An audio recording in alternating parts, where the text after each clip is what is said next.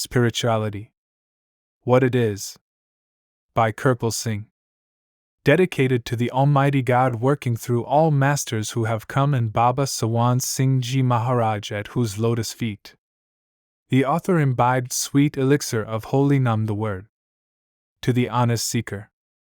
God is in the soul and the soul is in God, as the sea is in the fish and the fish is in the sea. Saint Catherine. The term spirituality is hard to define.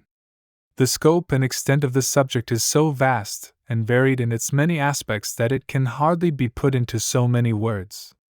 Suffice it to say that it deals with the immutable and eternal facts of life, the active principles that are enlivening entire creation.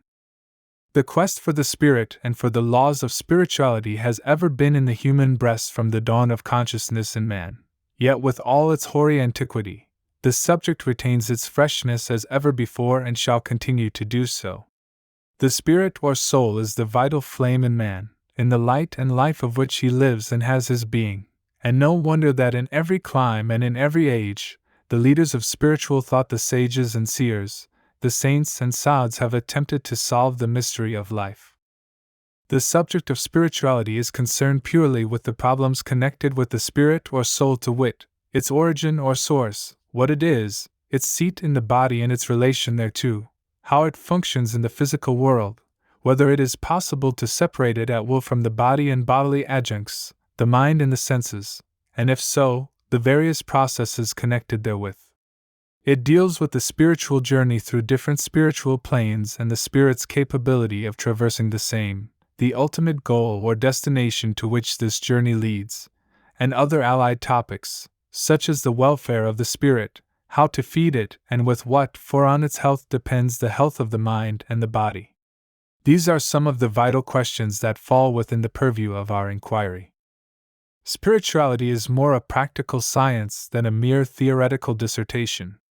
The various scriptures of the different religions of the world provide us with the theoretical aspect only, and cannot give us a demonstrative experience of the reality in the laboratory of the human body.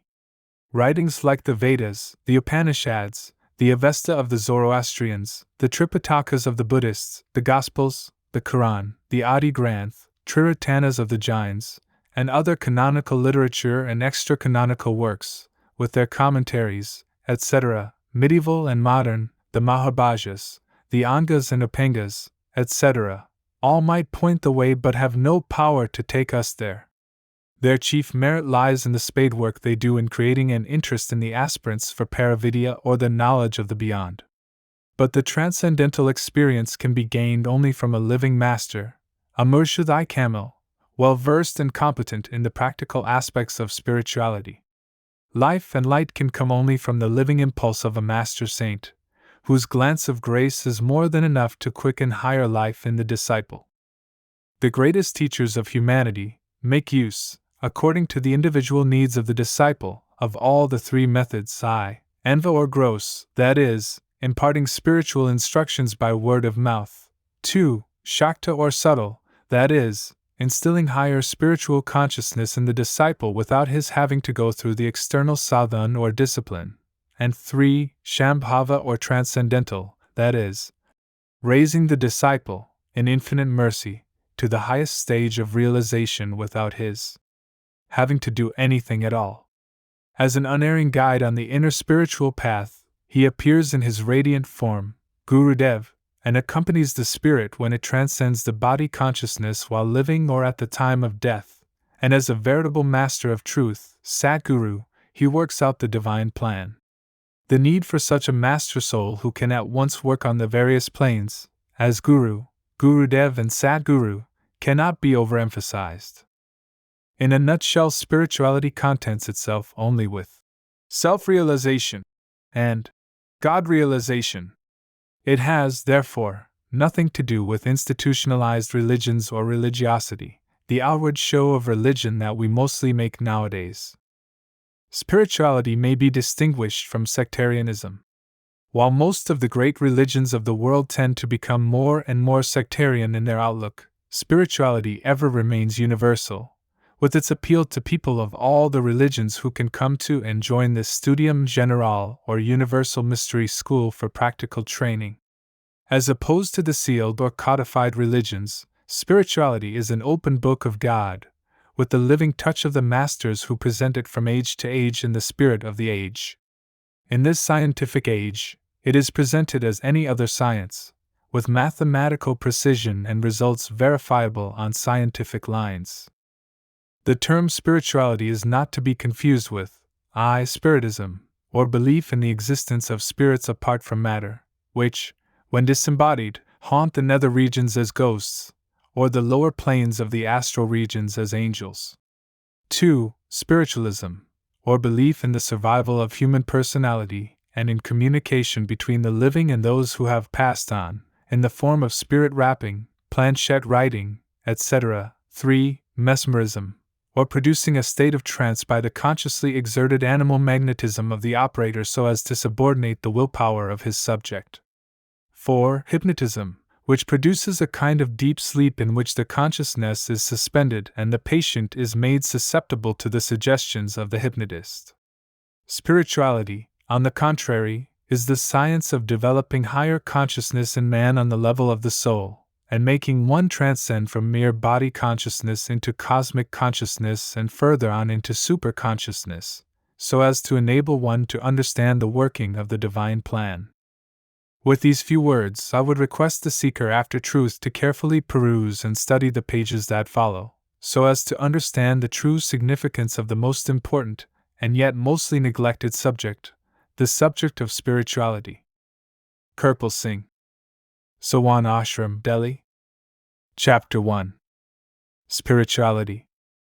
Man is older than all philosophies and religions, which in fact were originally intended, and later on fashioned and developed, for his moral and spiritual well-being so that he may ultimately attain salvation or freedom from the bondage of mind and matter.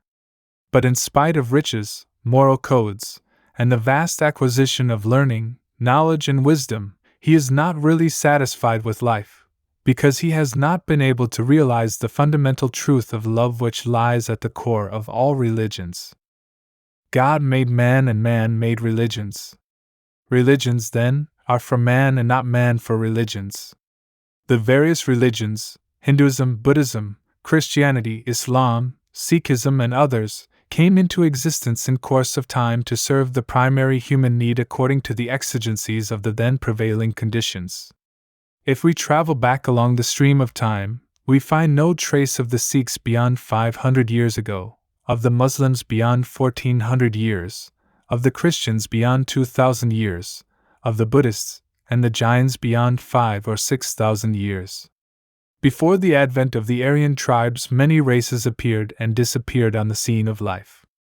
But man has ever remained a man, the Lord of created things, in all times and in all climes, whether in the East or in the West, always and everywhere the same, an ensouled body or embodied soul with no distinctions of caste, creed or color in his essential nature.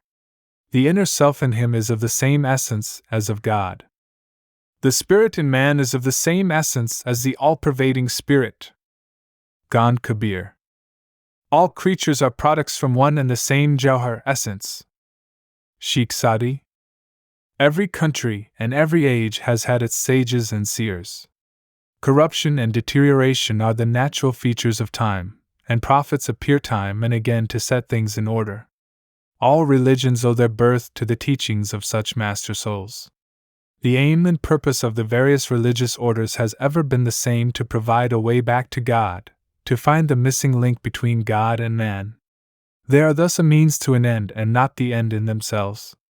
But in actual practice we find that none of them affords any high degree of satisfaction. The fault lies not with the religions but with those who administer them to the people. Chapter 2. True religion is universal love and remembrance of God. What is true religion?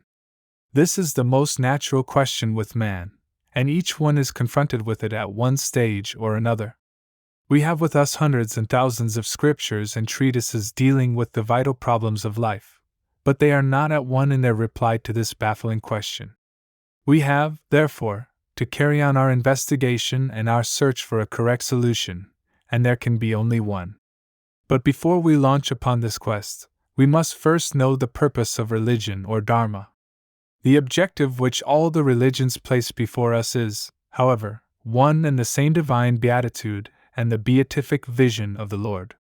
All religions, then, aim at the same target, like so many archers. If we are really sincere in our profession of love for God, we must have love for God's creation, because the Creator and His creation are identical. We cannot love the one and hate the other. All the saints and sages work on this principle and love humanity as such, no matter whether one believes in God or does not, for they draw no distinction between theists and atheists or agnostics. They believe in the one great family of God and all are dear to them, in spite of seeming differences in non-essentials of life. But what do we actually see in the world? Having forgotten the basic truth of love working at the root of all religions, we are cut off from the sheet anchor and are afloat rudderless on the sea of life. Each one of us tries to catch at a straw to save himself. The natural result is that after a brief struggle with chance winds and waters, we sink into the great oblivion, without solving the riddle of life whence we come and where we are bound, or the why and wherefore of human life. Love, then, is the only true religion. St. Paul, addressing the Galatians, said, "By love, serve one another." Galatians v. 13. Leigh Hunt declared, "One who serves his fellow men loves God and is the true beloved of God." Similarly, Samuel Taylor Coleridge, in his famous poem Rime of the Ancient Mariner, informed us, "He prayeth best who loveth best, all things both great and small, for the dear God who loveth us, He made and loveth all." St. John, in his epistle, 1 John 4:8, wrote, "He that loveth not, knoweth not God, for God is love." Christ, the great apostle of peace, emphatically laid down a cardinal principle of life in his memorable words, "Love thy neighbor as thyself."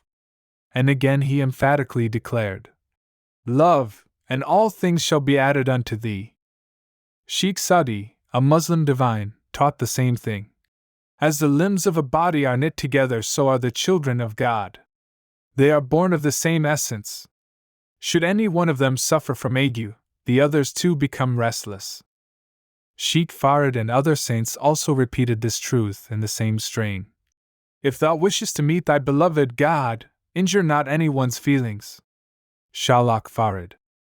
Guru Gobind Singh, the 10th Guru of the Sikhs, stated, "Verily, verily, I say unto thee that God manifests himself to one who loves.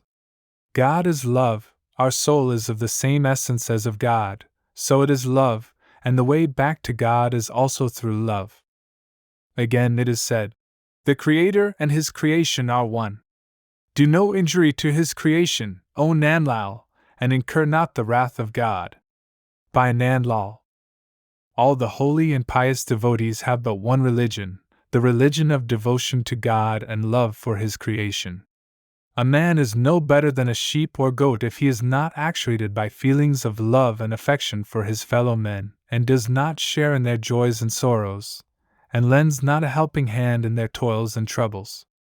If instead of human sympathy, we are filled with ill will, hatred, jealousy, envy, and animosity, and are charged with greed, avarice, and self-love, and are swayed by pride and prejudices, we cannot have a pure heart capable of reflecting the light of God in us, nor can we have true happiness and bliss. Man is the roof and crown of the creation, endowed as he is with the Spirit of God. The more one loves his fellow beings, the nearer one gets to the Creator. All the creation is His manifestation, and His Spirit is immanent in all forms and patterns. All colors take their hue from Him. All-pervading, His Spirit works everywhere, and there is no place without Him. All reflect the self-source light. Oh, none is good or bad. Parbati Kabir. The part is in the whole, and the whole in the part, where then the difference, when both reflect the one? Parbati Kabir. The difference in forms, in modes of life, in clothing and in outer observances are all due to physiological conditions and cannot affect the inner working of the soul, and they fade into vaporous nothings when one rises above the body consciousness and enters the divine ground at the seat of the soul. Christ always taught, "Love the Lord thy God with all the heart, and with all thy soul, and with all thy mind. Love thy neighbor as thyself. Love thine enemies, bless them that curse you, do good to them that hate you, and pray for them that despitefully use you and persecute you, that ye may be the children of your Father which is in heaven. Be ye perfect even as your Father which is in heaven is perfect. Matt 5:44-48. This, in fact, is true religion, true devotion, and true meditation. The human heart is the seed of God. It has been given to man in trust. It must therefore be kept neat and clean, for then alone can it reflect His light and make life truly blessed. The body is the temple of God. We keep man-made temples meticulously neat and clean, but pay scant attention to the holy temple of God which we really are. There is just one creative principle for the entire creation. All are born of the light of God, and the same light shines forth in all, and, as such, none of His creatures can be dubbed evil. Thomas à Kempis, in imitation of Christ, writes, "From one word proceed all things, and all things tell of Him." The Hindus call this creative principle Nad, the Muslims call it Kalma, and the Sikhs Nam. Truth is one and only one, though sages describe it variously, is the memorable Upanishadic text. Sheikh Sadi tells us, "No religion is higher than the service of the people. The rosary, the altar, and the apparel give not any merit. My beloved is in all hearts, and no heart is without Him. Blessed indeed is the heart that manifests Him. Know for certain that God resides in all hearts, and hence every heart needs to be respected. No better than quarry stone is the Kaaba of Khalil. The Kaaba of the human heart provides God a seat. Of all pilgrimages, the one to the human heart is true. It gives more of merit than the countless Mecca trips will do." This is what the great saint, Maulana Rumi, advises. O man, circumambulate the secret Kaaba of the heart, unlike the Kaaba of Khalil, for God made the Kaaba of the human heart. This is what a great saint, named Maghrabi Sahib, gave out.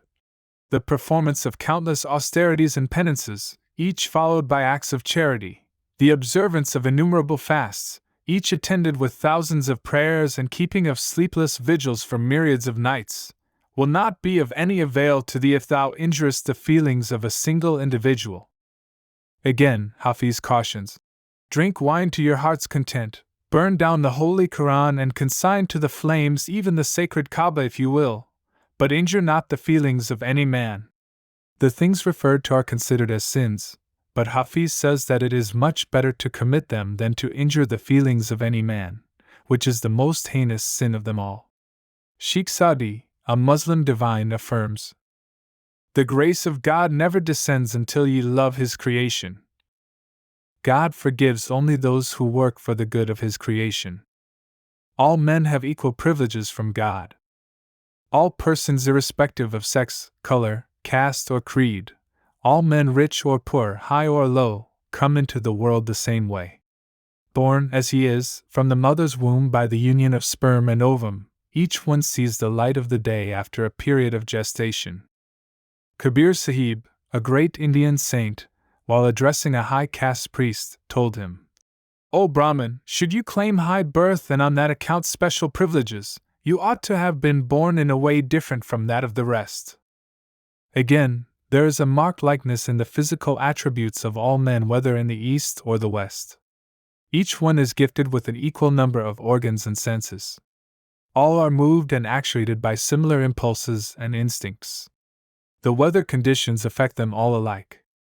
All enjoy freely the gifts of Dame Nature and participate in her boundless bounties: light, air, water, and food, etc. In every way, similarity runs through the entire creation. All persons, irrespective of their nationalities or colors, are gifted with bodies composed of 5 elements: earth, water, fire, air, and ether, and live alike on this earth under the canopy of the blue sky. Disease, decay, and death come to all in just the same way. No one escapes the ravages of time. So also do the remedies work in each case. God has made no distinction between man and man. Man alone is responsible for all kinds of distinctions and differences of caste, color, and creed, splitting humanity into narrow grooves of classes, groups, sects, and nationalities. Religious differences. All apparent religious differences are man-made and are the result of narrowness and bigotry. Saints and seers have one common message for the entire world. Their message is one of universal love. No one, indeed, can prove his love of God unless he knows how to love his fellow beings. Just as physical maladies wreck the human body, so do mental perversities.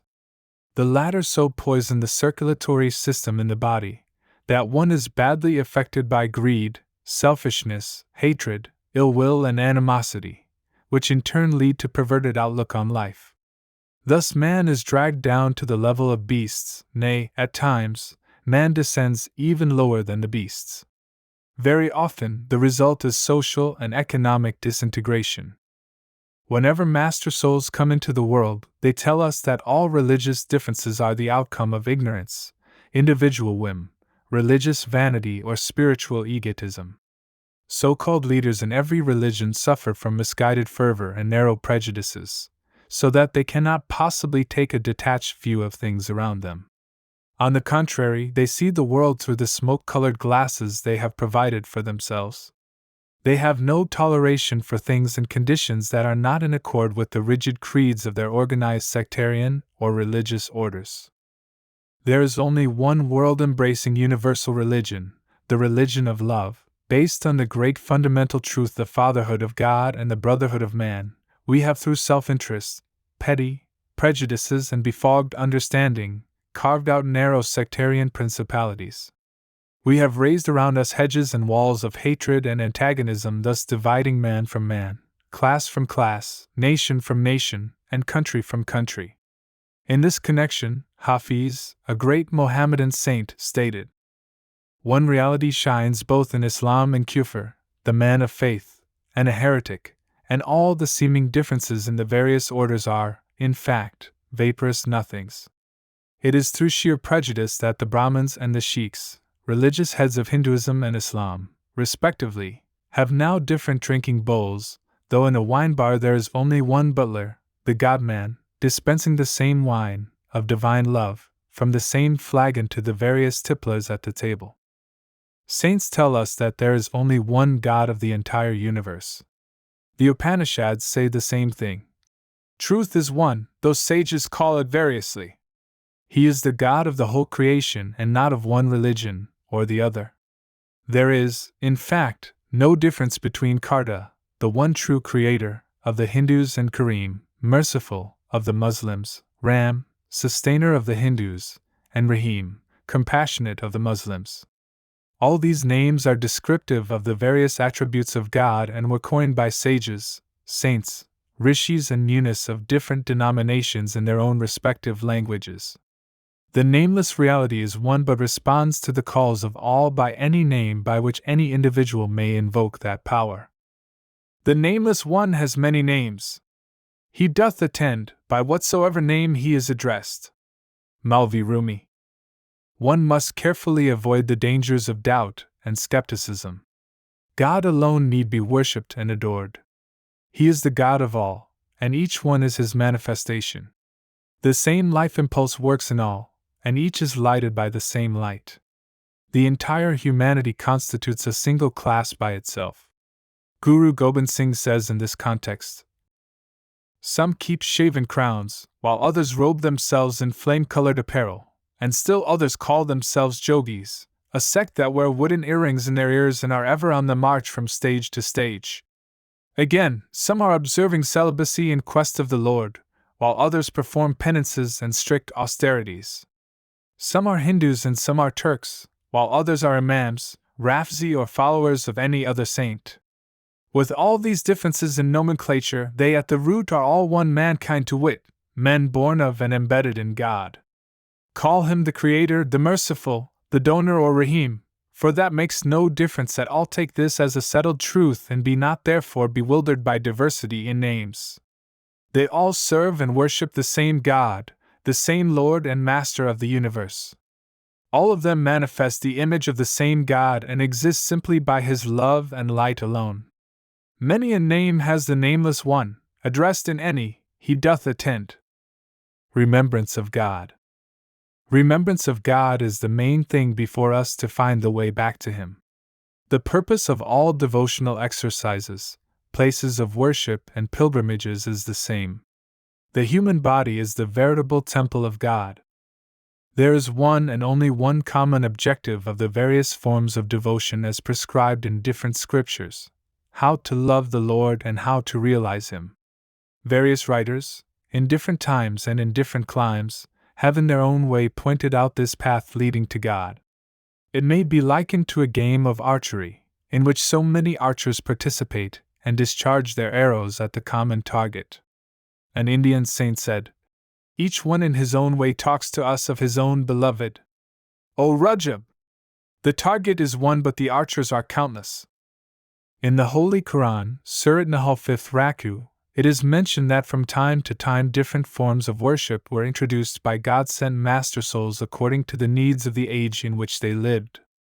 Omar Khayyam, a great Persian Sufi poet, discloses, "The temples and the mosques, or the churches and the synagogues, are alike for the worship of God. The gong and conch perpetually produce therein rapturous strains of the music of life.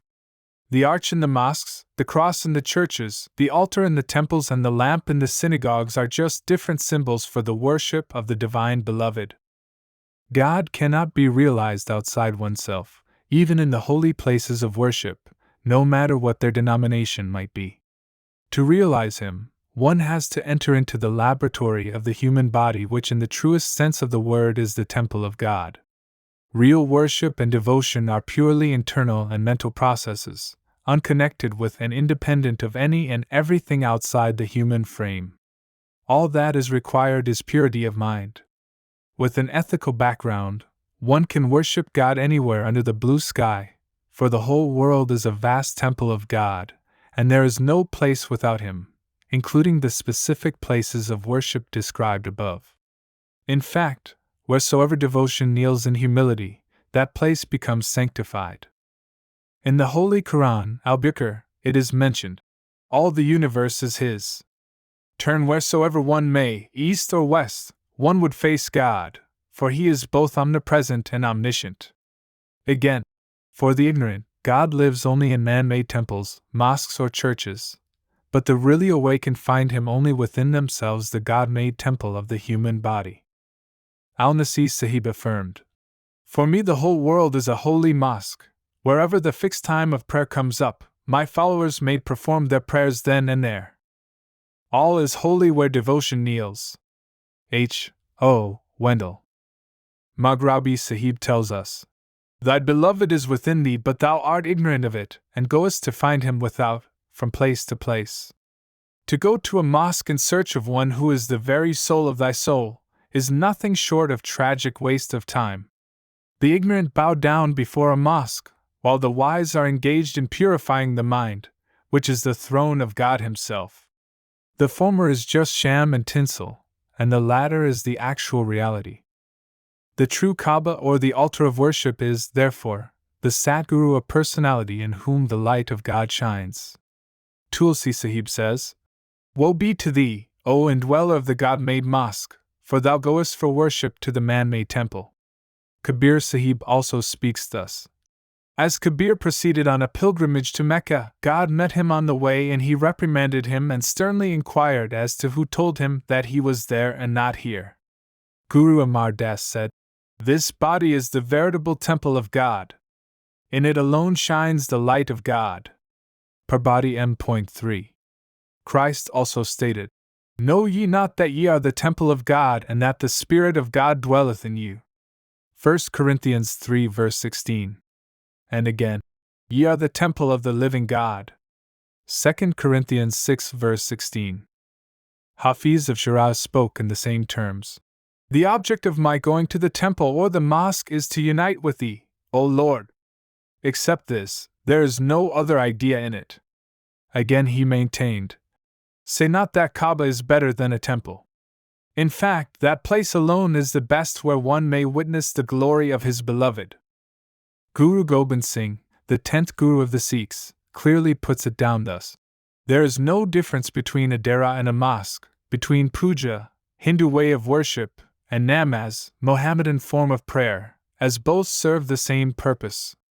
All mankind are one and the same, and the idea of diversity is but a myth.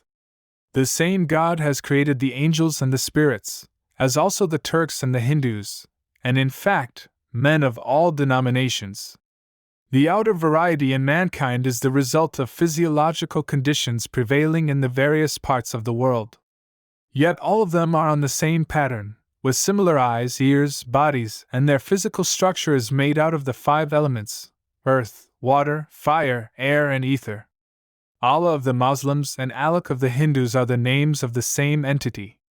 The Puranas and the Quran speak of him alone. In fact, all religions extant on earth point to the same reality.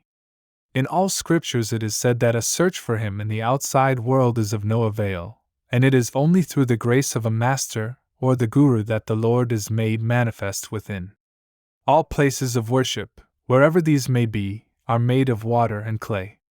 When God is omnipresent, why need one seek him in temples and mosques alone? He is right within us, nay, is the very soul of our soul, and we live and have our being in him. But this truth dawns only when a Sant Satguru, Master Soul, helps in bringing it home to us through actual experience. Where shall I go when I see his glory within? The mind saturated in him has no distractions. One day, greatly obsessed, I prepared a sandal paste and started for the abode of Brahma, when the Master told me that he dwelt in the folds of the mind. Wherever I go, I see houses of water and clay, and yet I see thee in fullness in everything. I have searched for thee in the Vedas and the Puranas, and all scriptures repeat the same. Why should I wander elsewhere when thou art right here? O Satguru! I would like to make a holocaust of myself at thy feet, for thou hast saved me from all delusions and snapped all bonds. Ramanand now lives and rests in Brahma. The word of the Master burns to ashes myriads of karmas. Basant Ramanand. Guru Arjan stated. Some address him as Ram and some as Khuda. Some call him Gosain and others Allah. He is the Karan and Kareem or the Kirpal Rahim. He is the Creator giving out merciful glances all the world over. Some go for a bath to the sacred rivers, while others go for a Hajj, pilgrimage to Mecca. Some worship him and some bow their heads in silent adoration. Some engage in the study of the Vedas and some read sacred books of other religions. Some put on white raiments and some the blue apparel. Some are called Hindu and others Turk. But O Nanak! One who has known his will, by becoming a conscious co-worker with him, he alone may know the mystery of God. Ramkali M.5. The sacred lore of the Hindus is in Sanskrit or in Hindi, and that of the Mohammedans, in Arabic or in Persian.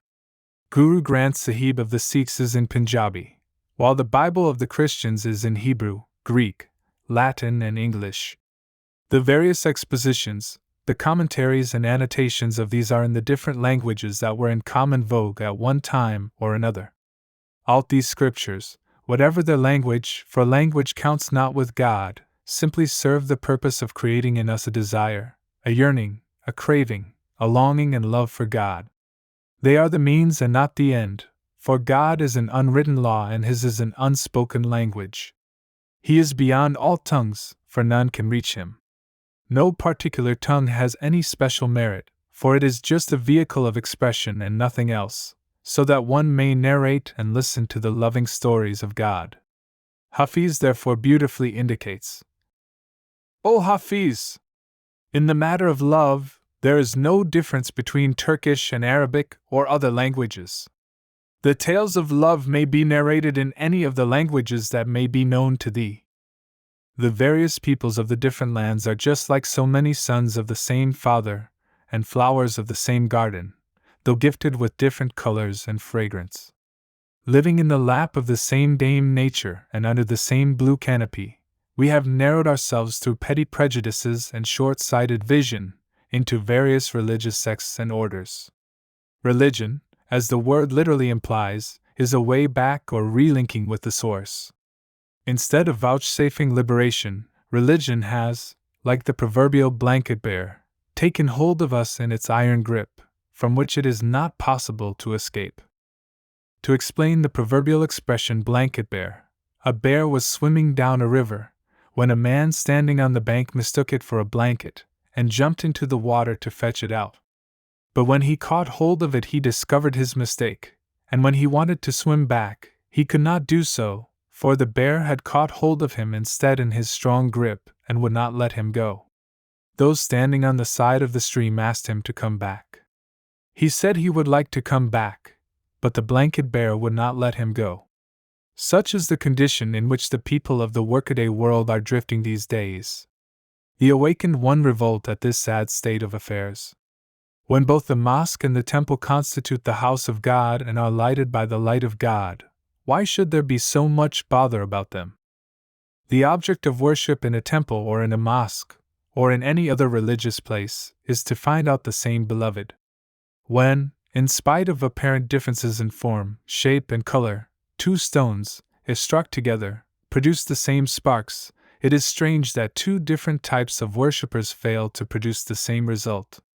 It is simply because either of them has understood real worship. All religions have as their ideal self-knowledge and God-realization, but in the very name of their respective religions, the Brahmins and the Sheiks, the religious heads of the Hindus and the Mohammedans, and the heads of other sects all preach hatred and ill will against one another. The institution of paid preachers has in these days converted religious centers into commercialized markets, with stock and trade of falsehood, hypocrisy, and deceit. Truth, faith, and devotion have been banished from them. True lovers of God, therefore, dissociate themselves from such a horrible state of things. Bulleh Shah pathetically describes this sad state of affairs of his time as Dharamshalas, places of worship, serve as entrepôts for the swindlers, and Thakurdwaras, houses of God, as houses for the thugs and cheats. Mosques shelter merciless butchers, while the true lovers of God stand apart from all these. The seeds of enmity and hatred between man and man are sown by the very people who themselves are victims of stark ignorance.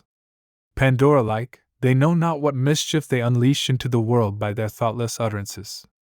Such persons are styled in the scriptures as Mamuk, or the mouthpiece of the mind, for they do things thoughtlessly and their actions are all steeped in and saturated with selfish greed. Their tongues wag, cutting deep chasms right and left into the very vitals of the people, and injecting poison into the depths of their minds. Whosoever comes into contact with them and drinks of their words, not only catches the infection of discord and inharmony, but becomes bloodthirsty towards his own kith and kin. Mohammedans call such persons kafirs, heretics. The sole object of such manmuks, slaves of the mind, or kafirs, heretics, is to ingratiate themselves into name and fame, to trample down the legitimate rights of others, with a view to amassing for themselves ill-gotten gains, and to possess pelf and power which do not really belong to them. As opposed to manmuks or kafirs, there are the gurmuks, or the mouthpiece of Guru.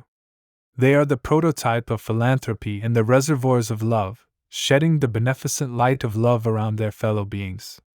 They recognize the essential unity of all humanity embedded as it is in the root cause of God. Islam calls such people moments. They have regard and respect not only for the Prophet of Islam but for the prophets of all other religions whose names have been mentioned in the Quran, as also for those whose names have not been mentioned therein.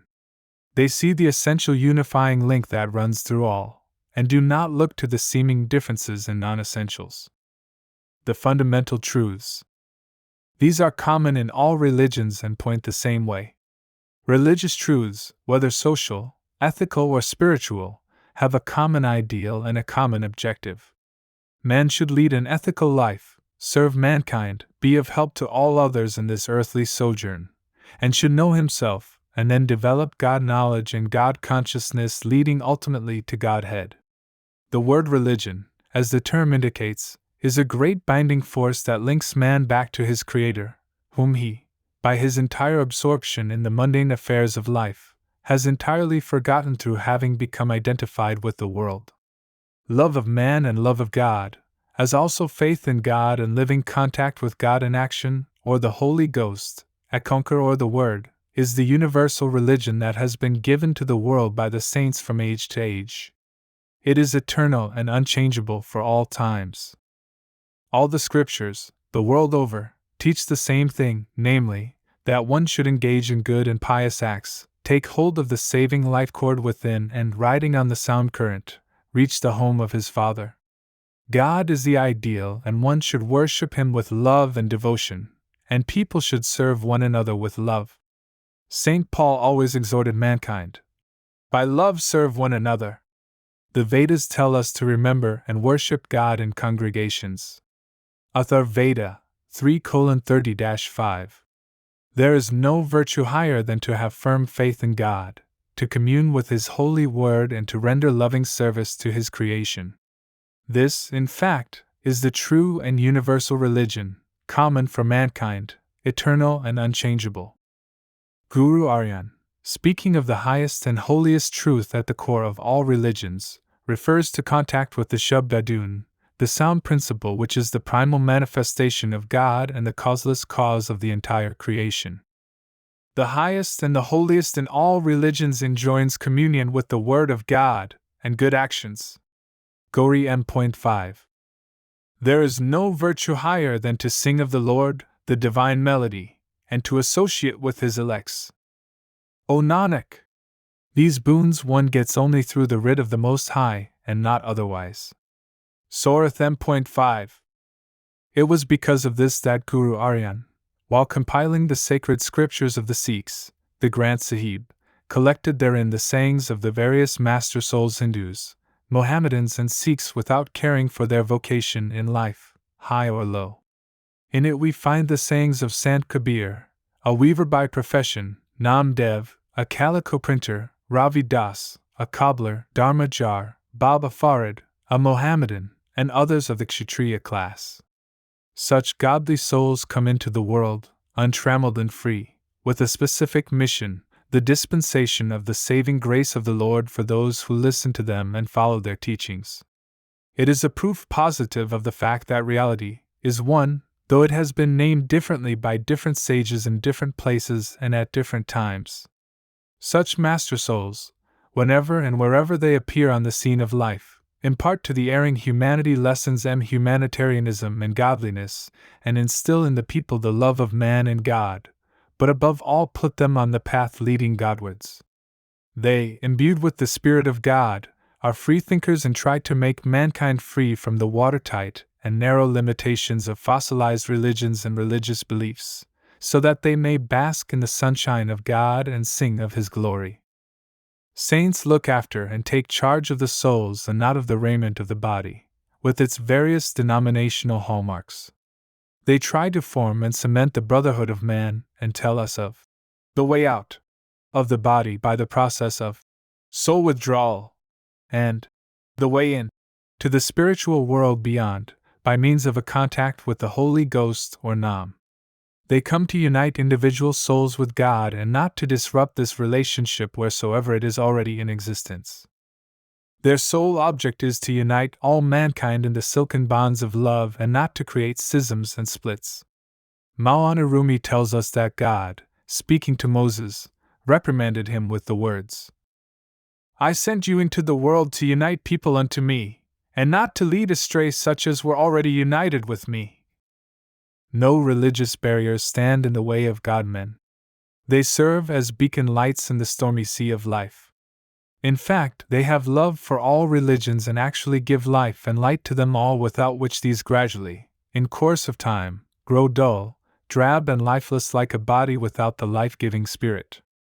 Guru Nanak, for instance, went on pilgrimages to far-off Mecca in Arabia, to Sangladip, or Ceylon, in the south, and Burma and China in the east. He gave to the people everywhere the benefit of his teachings the same as he did to Hindus in Benares and Hardwar, the sacred places of Hindus. He carried the same message of fatherhood of God and brotherhood of man to every place. God-men love all the saints, past and present, irrespective of creed or color. God-intoxicated people sit together as tipplers in the tavern of God. There existed a fraternal relationship between Guru Arjan, Hazrat Mian Mir and Bhagat Chaju. Guru Har Gobind provided a mosque for worship for the Muslims.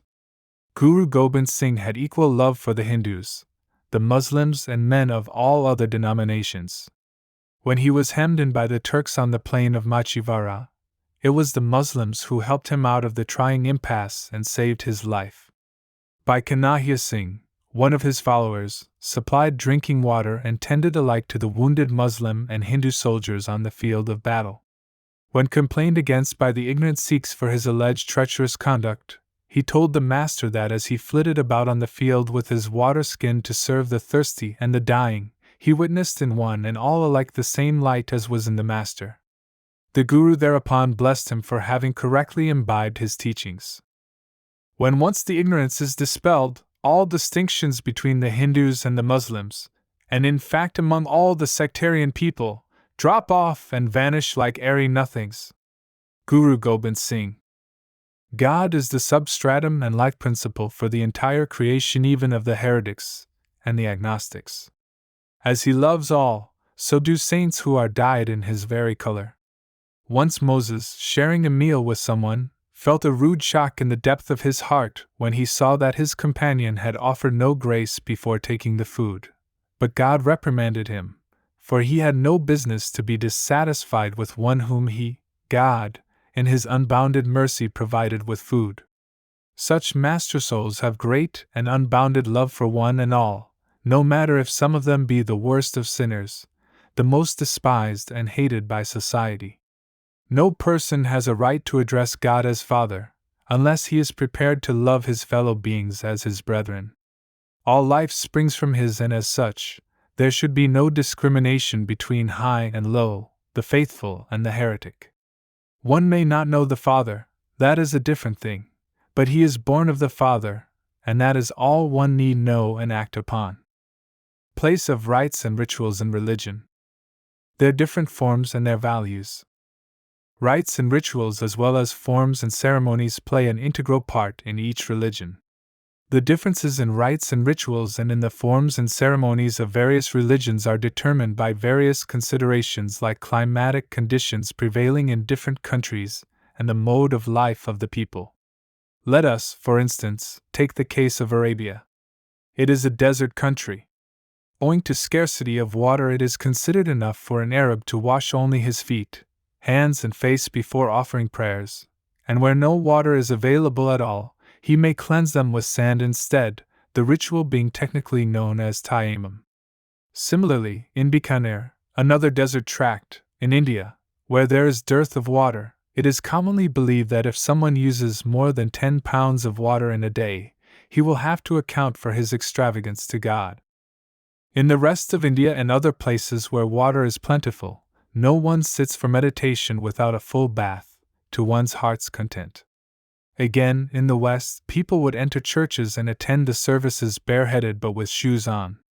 In the East, it is quite the contrary. An Oriental would never enter a temple or a gurdwara and attend the service unless he covered up his head and his feet were bare. The object in each case is, of course, the same: to maintain an attitude of respect and reverence for the holy precincts.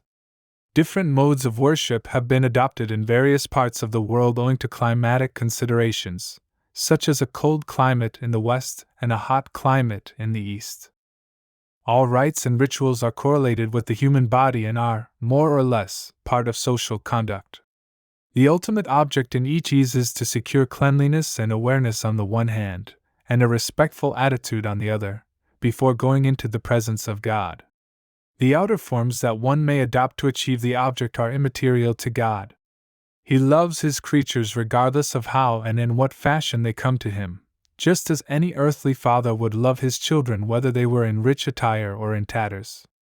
Here is the question that naturally arises: when love is the universal religion for the entire humanity, how has mankind come to be split up into so many sectarian and watertight compartments, in spite of the fundamental unities in all religions? This segregation into groups is due to the differences in the articles of faith, which in course of time grow rigid and inelastic. When Guru Nanak went to Mecca and preached worship of the Supreme God, the Muslims declared that there was no difference between his teachings and those of Islam.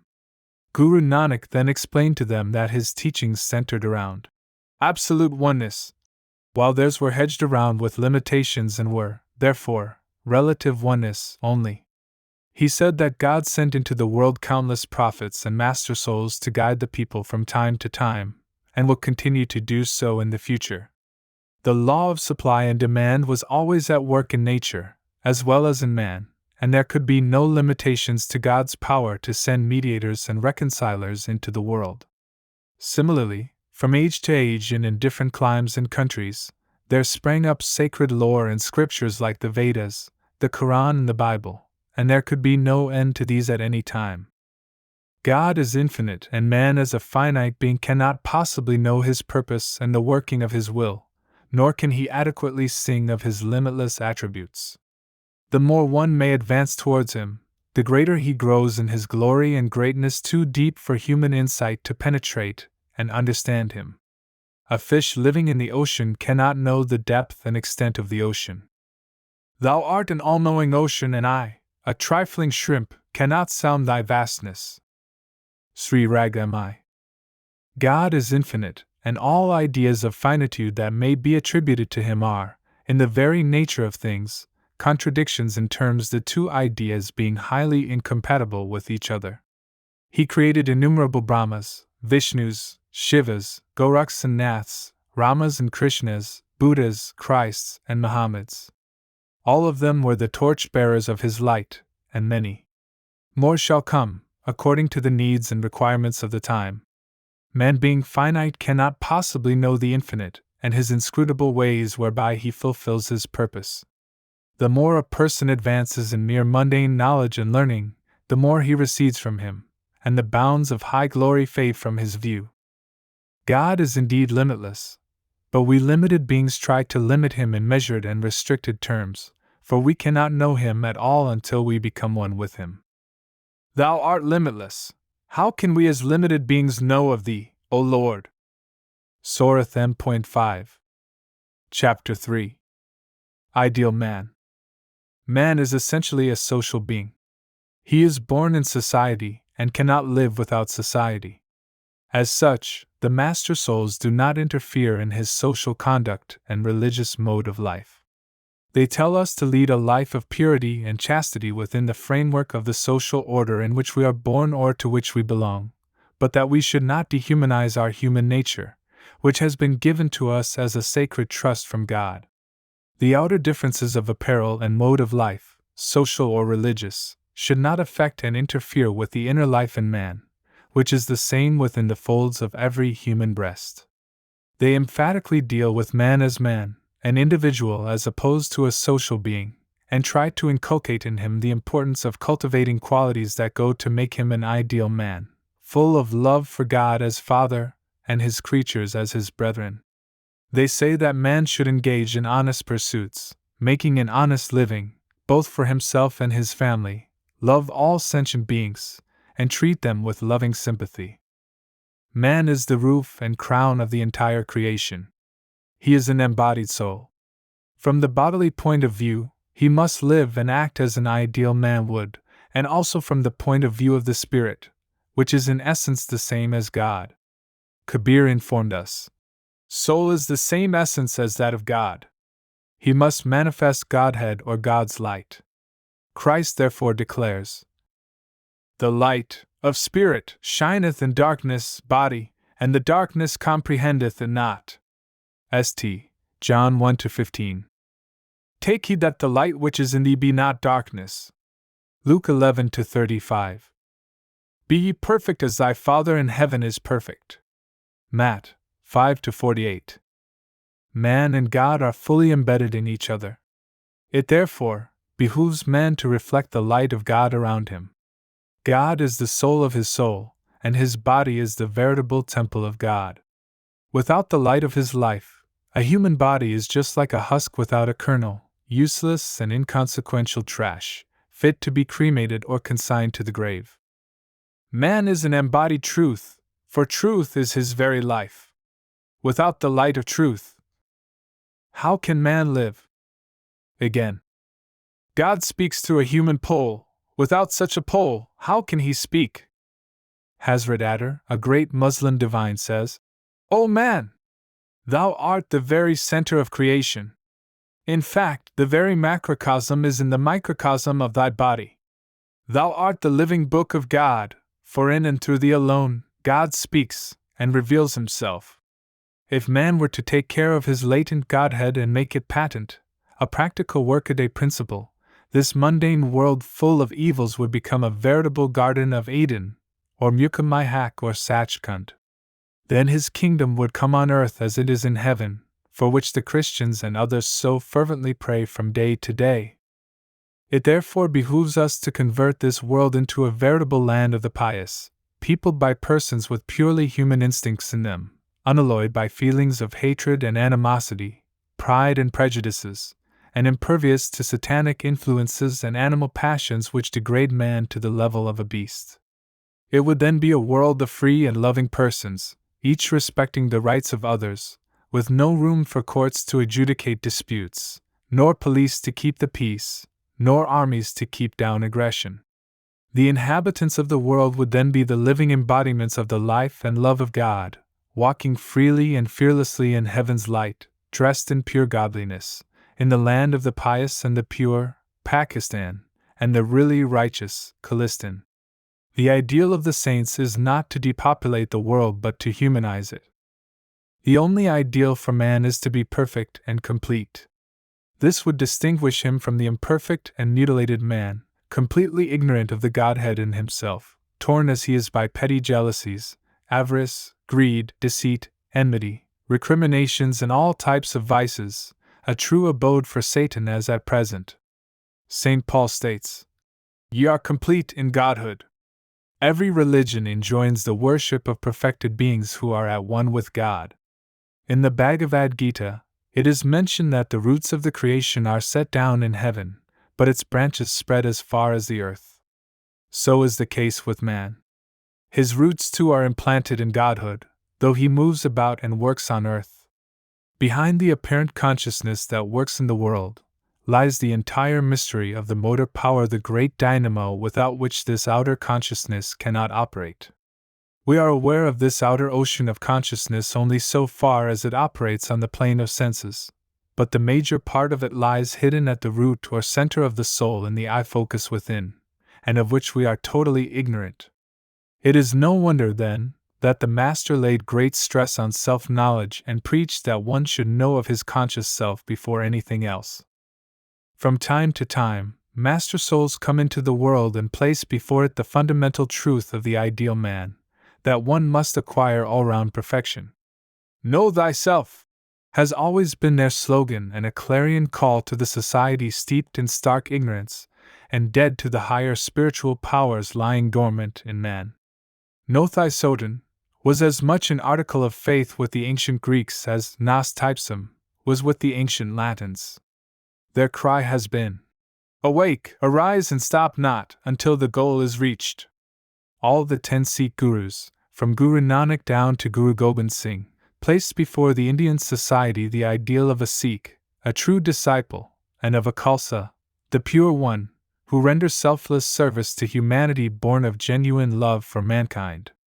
These constitute the bedrock of spiritual life and quicken the latent spiritual aspiration in man by gradually freeing him from narrow bigotries and sense of false pride. The Muslims gave to the world the ideal man in the form of a Momin, and the Christians, in the form of a Puritan. In fact, all Master Souls have emphasized the need of developing an ideality in man so as to raise him to the level of a Superman, far above the plane of senses. Iqbal, a great Urdu poet of the Punjab, relates, "Moses went to Mount Sinai to witness the glory of God, because he was not aware of the great mystery within. 0 Thou, the seeker after truth, seek out an ideal man, for God, too, seeks one who can truly manifest him in the world." All the scriptures and all the world teachers have laid emphasis on the greatness of man, for he has vast potentialities in him, which he can, if he will, develop to any extent he may like, leading to Godhood. The pelf and power of the world are nothing in comparison to the spiritual treasures lying within man, while he, in ignorance, is like a mendicant roaming about in search of pebbles, and in the end barters away his precious life for such trash. Ruskin, too, likewise expresses this idea. There is no wealth but life, life including all its powers of love, joy, and of admiration. That country is the richest which nourishes the greatest number of noble and happy human beings. That man is the richest who, having perfected the functions of his own life to the utmost, has also the widest helpful influence, both personal and by means of his possessions, over the lives of others. Chapter 4. Spirituality, its need. Wheresoever one may turn, one finds extreme tension, anxiety, and suspense prevailing everywhere. The root cause of this universal chaos is restlessness in individual minds. Man has made tremendous progress in various spheres of life, but unfortunately has not cared to know anything about the spirit within and is altogether ignorant about it. He has unraveled the mysteries of the starry welkin, sounded the depths of the seas, delved deep into the bowels of the earth, braved the blinding blizzards of snowy Mount Everest, and is now out exploring space so as to establish interplanetary relations, but sad to say, has not found out the mystery of the human soul within him. He has always ignored the question of questions and has studiously avoided the vital issues of life regarding self-knowledge, or the knowledge of the soul, as of no consequence. A person may possess all the riches of the world, but if he does not know anything about his own soul, it is all in vain. The ultimate purpose of all knowledge is that one should know oneself. A Muslim divine, in this context, pronounces, "The be-all and end-all of knowledge is but one, that one may know the real worth of one's soul. Thou knowest the value of everything else, but what a folly that thou knowest not thine own value. What a pity it is that we have made wonderful progress in all walks of life, but woefully lack self-knowledge, in the light and life of which we actually live and have our very being. By ignorance of the vital reality in us, it is no wonder that we have made fools of ourselves." Christ also spoke of the same thing. "What does it profit a man to gain possession of the whole world and to lose his own soul? A part remains just a part until it merges into the whole and loses its own individuality in its fountainhead or source. A mountain stream in its downward course bubbles hard, frets and fumes, until it falls into the ocean. So is the case with an individual spirit. Not knowing its essential nature, it knows not even its own source, and so it frets and fumes, as its stream of life splashes along its stony bed, strewn with big boulders and submerged rocks. Individual restlessness is reflected in the restlessness that we see among the peoples of the world. Man has forgotten the great fundamental truth, the fatherhood of God and the brotherhood of man. Hence, there is clash between man and man, class and class, society and society, and country and country. The crying need of the hour is to give a new orientation to the ancient science of spirituality, and to tell the people how to live a spiritual life. The entire humanity is steeped in ignorance. Most of the people in the world live a life of selfishness and are bent upon enriching themselves at the cost of others. But they, too, stand bewildered as if trapped between two millstones, I, truths scientifically explained and taught by the masters, and 2, the rigid creeds, or the fossilized remains of religion, taught mostly by ignorant religious fanatics. The so-called teachers and preachers who should guide aright the erring mankind are themselves victims of the grand delusion, and know not where they stand and what they have to do. Most of us are attracted and irresistibly drawn by the glamour of the outer life, the life of the senses, and honestly believe in the Epicurean doctrine of eat, drink, and be merry. We see no need of God at all, the very substratum of the universe. We have our faith pinned to the walnut shell and do not see the kernel within. We want to swallow the shell and not the sweet and delicious kernel it protects within its hard case. Our so-called search for God, too, is on the plane of the sense, in the world without. We look for Him on snow-capped mountain tops, in waters of the sacred rivers, in burning desert sands, in temples, mosques, churches, and there we find Him not. The more we search for Him without, the more He eludes us. He is now practically lost to us, and we have lost all faith in Him. O seekers after God! You have lost God, you have lost Him in the very whirlpool of the senses. In such a sad predicament, master souls come into the world, from time to time, to lead the erring humanity. Their message is one of hope and not of despair. They come not to break the law but to fulfill the law of redemption through grace. They have unbounded love for all the religions and utter not a word against any. On the other hand, they try to reorientate all religions alike, transfuse fresh blood into their anemic vitals, resuscitate the decaying nerves and tissues, infuse a glow of life impulse, and to restore them to the high pedestals from whence they have fallen. They simply give the correct lead and point to the right path, which lies within and not without, the path that is the most ancient, sanatan, and is coeval with creation itself, and which is the most natural, sahaj. It is the path laid down by the Creator Himself, and is not man-made. They tell us that God exists and that all religions, as made by man, have one object only, an approach to God. The word religion is derived from a Latin root ligare with its derivative, ligament, which means to bind. The prefix, re, denotes again. So the word religion connotes to bind again, what has been sundered, separated and detached, i.e. bind back the soul to the oversoul or God or whatever name we may give to the source, the fountainhead of all life.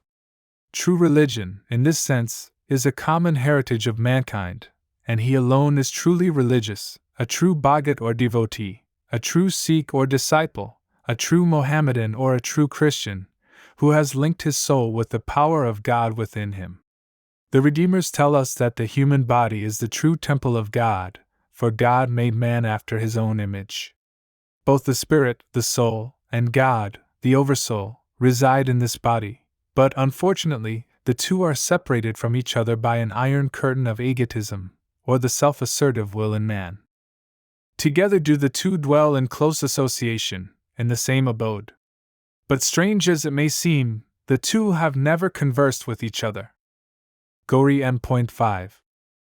In other words, it may be said that the bride, soul, and the bridegroom, God, are lying together on the same bridal bed, but have not, through the ages, seen each other's faces. On the one and the same bed lies the beloved, but woe betide the spouse that snores deeply while the consort watches over her all the time. Suhi M.5. All religions, in course of time, unfortunately, lose sight of the original idea and become just a code of social conduct or at the most a compendium of ethical and moral principles.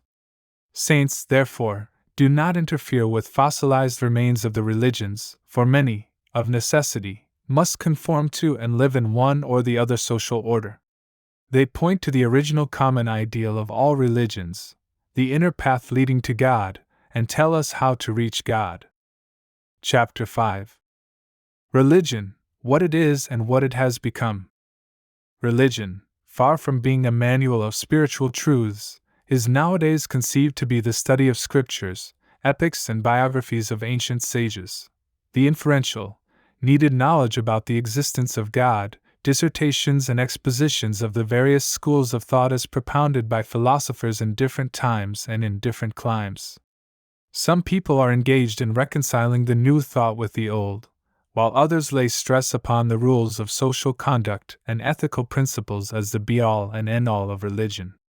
The so-called and self-styled leaders of religious thought are engaged in shouting about the importance of one or the other tenets to which they tenaciously cling. Still others consider that salvation can be had by blind faith in the ancient master souls who have already played out their respective roles and have left this sublunary planet hundreds, or even thousands, of years ago. Each one of these is so zealous in his own way that he has lost sight of the real truth, and the result is religious bigotry, persecution, inquisitorial courts, pillory, burning at the stake, and the worst of it is that all this is done in the blessed name of religion. Religion, in fact, is the way back to God or linking the soul with oversoul. It is the way, the path, that should lead the soul to God. But alas! Through narrow prejudices, befogged understanding and petty-mindedness, it is now considered enough that one should conform to the observance of certain rites and rituals, performance of deeds of merit, wearing a particular type of apparel, keeping certain distinctive marks on the body, and following various rules of social conduct from birth till death, or reciting specific mantras and chanting verses on particular occasions. While the whole world is busy with outer pursuits of one kind or another, the kingdom of God lies neglected within, a lost province, and no one turns towards it.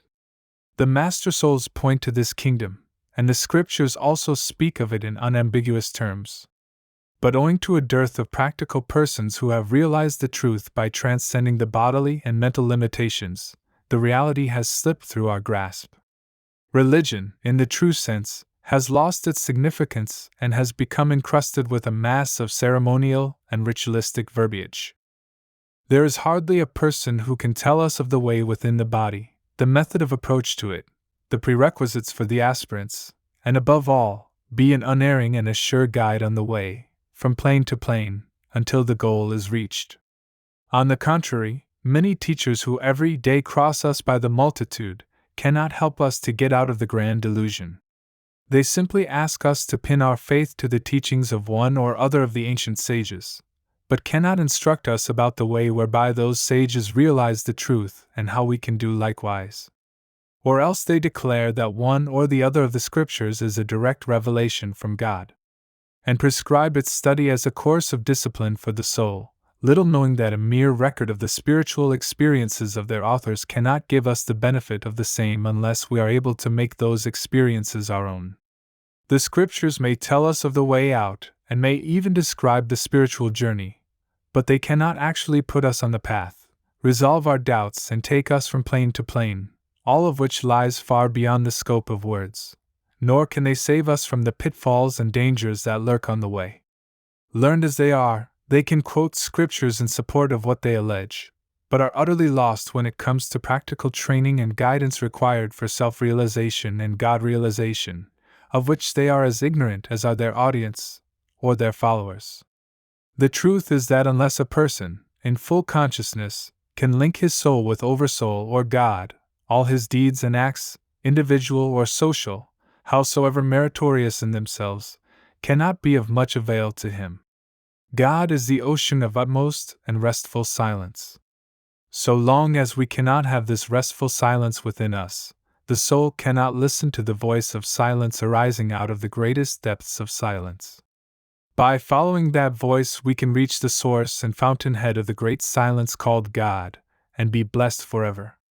This grand silence is the reality, the unchangeable permanence, the truth or God, call it whatever we may. It can be realized and experienced by the individual soul but cannot be comprehended by the mind or the intellect, limited as these are by time, space, causation, etc., working in the outer world, characterized by these alone. One may bathe in the limitless ocean within, but cannot, even by flights of fancy, have any idea of it. One cannot comprehend him through reason, even if one reason for ages. One cannot achieve inner peace by outward silence, not though one sat dumb for ages. Jap Gst 1. While confined in the sensual plane, we cannot experience God. Only when we transcend the senses, the mind and the intellect, far beyond the physical, the mental and the causal planes, can we have the realization of the grand beatitude. Exalted is the Lord, and exalted his abode, more exalted is his holy word.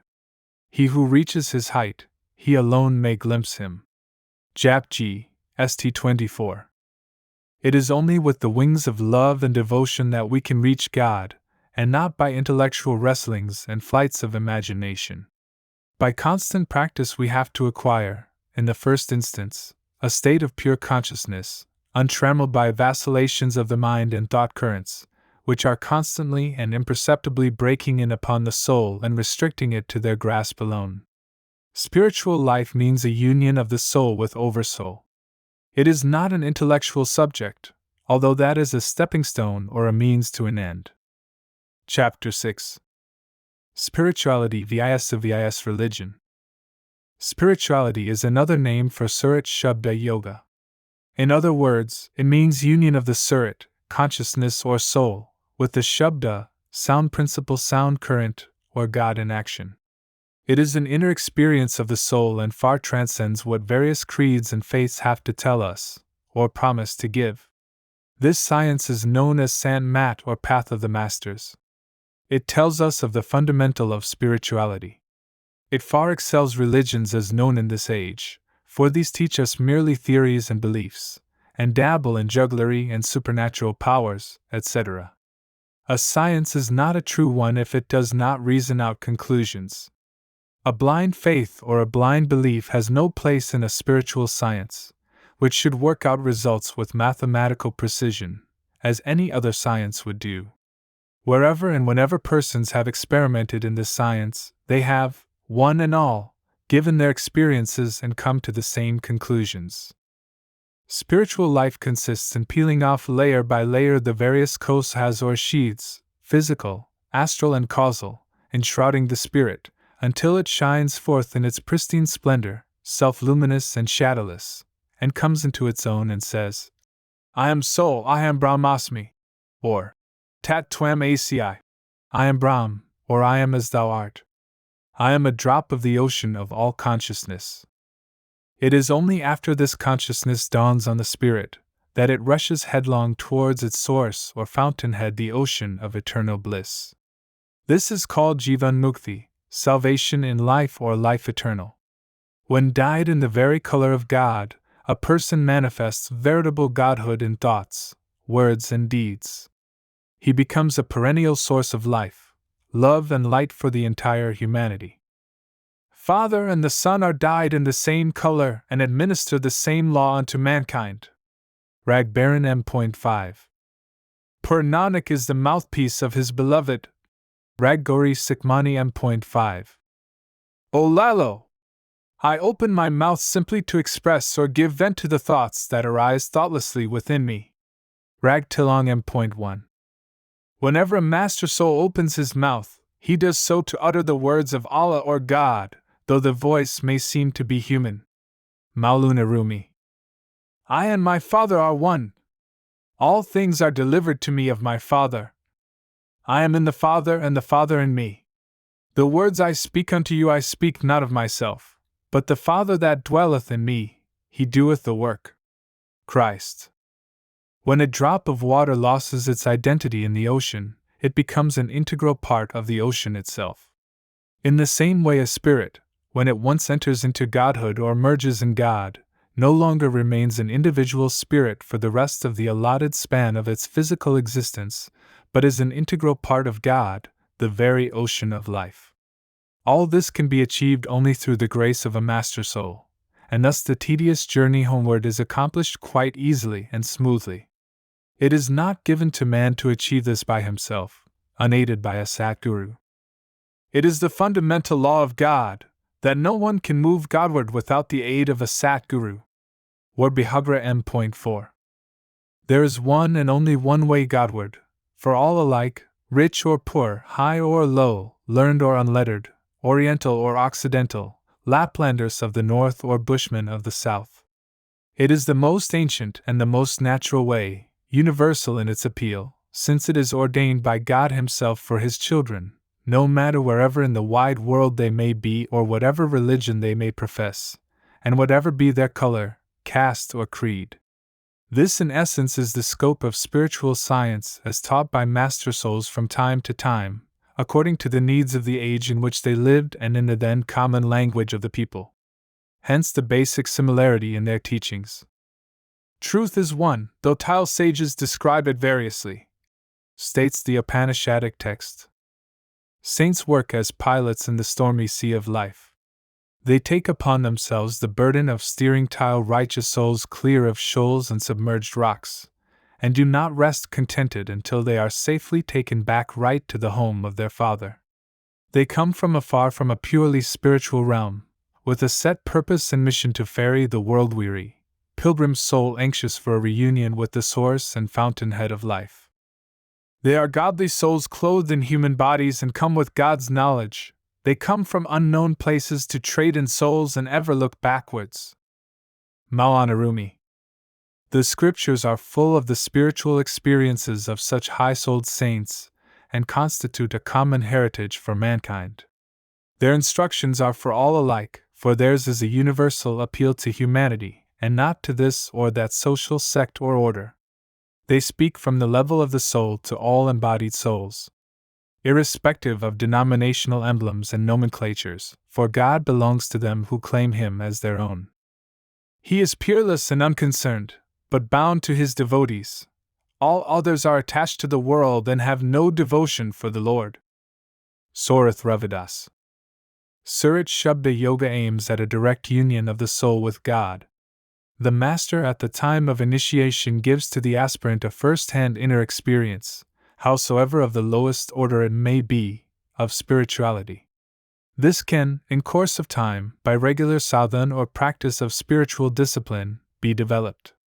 All scriptures give a fine record of the teachings of this natural yoga, which is not the reserved right of any particular sect or religion. As God is for all mankind, the masters of this science are also for one and all. As one proceeds on the spiritual path, unknown vistas open to view, revealing undreamt of spiritual realms. But such experiences are possible only through the grace of a Satguru. In brief, no one can possibly travel on the God-way all by himself without the aid of an unerring guide, call him what one may, a God-man, Murshid-i Kamil, perfect master, or Rabb-i-Haq, guide to the realm of truth. It is, then, absolutely necessary that a seeker after truth make a quest for some perfect master well versed in the theory as well as the practice of Surat Shabda Yoga. It is immaterial that one may have to spend his entire lifespan in search of a really competent master, and may, in the attempt, have to wander from place to place, in all the 10 directions of the compass, for straight is the path, sharper than the razor's edge, narrow is the gate, and few there be that find it. A perfect master veritably leads the soul from darkness to light, from untruth to truth, and from death to immortality. He is a never-failing friend, both here and hereafter. He remains ever with you whether you live or die, and no matter whether you are here on earth or in the hereafter. Maivai Rumi. Again. Even at the place of reckoning, he shall stand by thy side. Suhi M.1. It is therefore said, O Nanak! Snap all worldly ties and search for a true friend, the one shall leave thee even in life, while the other shall accompany thee into the beyond. Maru War M.5. In their company one can transcend body consciousness and rise into cosmic consciousness, and then on into superconsciousness, which lies far beyond the limits of the grand dissolution, and is eternally the same. All our toils and troubles are the result of our separation from the power of God, but with reunion, we can once again gain the kingdom of God. It is through the fault of the primal man, Adam, that we lost the Garden of Eden, and it is through the primal man, the Son of God, that one can have reconciliation with the Father, Spirit of God, behind the otherwise impenetrable veil of darkness, Bayar Kapat, at the back of the eyes, and enjoy eternal beatitude while basking in the light of heaven. Farid, a Muslim saint of great renown, emphatically directs, O Farid, start on a worldwide quest for some master soul. Carry on a ceaseless search, high or low, right or left, in short anywhere and everywhere, for once you are able to find out a man of grace, you, too, shall have grace. Such a one not only tells us of the way and is with us always, but naturally accompanies us on the way, as a guide from plane to plane, from mundane physical world right up to Sachkhand, or the abode of truth. When a spirit transcends the physical body and crosses over to the preliminary regions of stars, the sun and the moon, it comes face to face with the luminous form of the Master, and it is then said to have taken a second birth. From here the Master takes charge of the soul and takes it on from plane to plane. Christ, too, speaks of it as follows: Unless you are born anew, you cannot enter the kingdom of God. This is the birth of the Spirit, as distinguished from the birth by water. While the latter is of the corruptible seed, the former is of the seed incorruptible. Henceforth, the spirit or the soul is under the charge of the Master, and no power of darkness can tempt it. The teachings of the saints are, as said above, the most ancient and the most natural. They are the most suited to all ranks and ages, and to all types of persons irrespective of sex, caste, color, or creed. This natural way has never been changed, and is learned from a competent master only. Every individual soul can verify the truth of these teachings by accepting them, even as an experimental measure. Chapter 7. Sectarianism.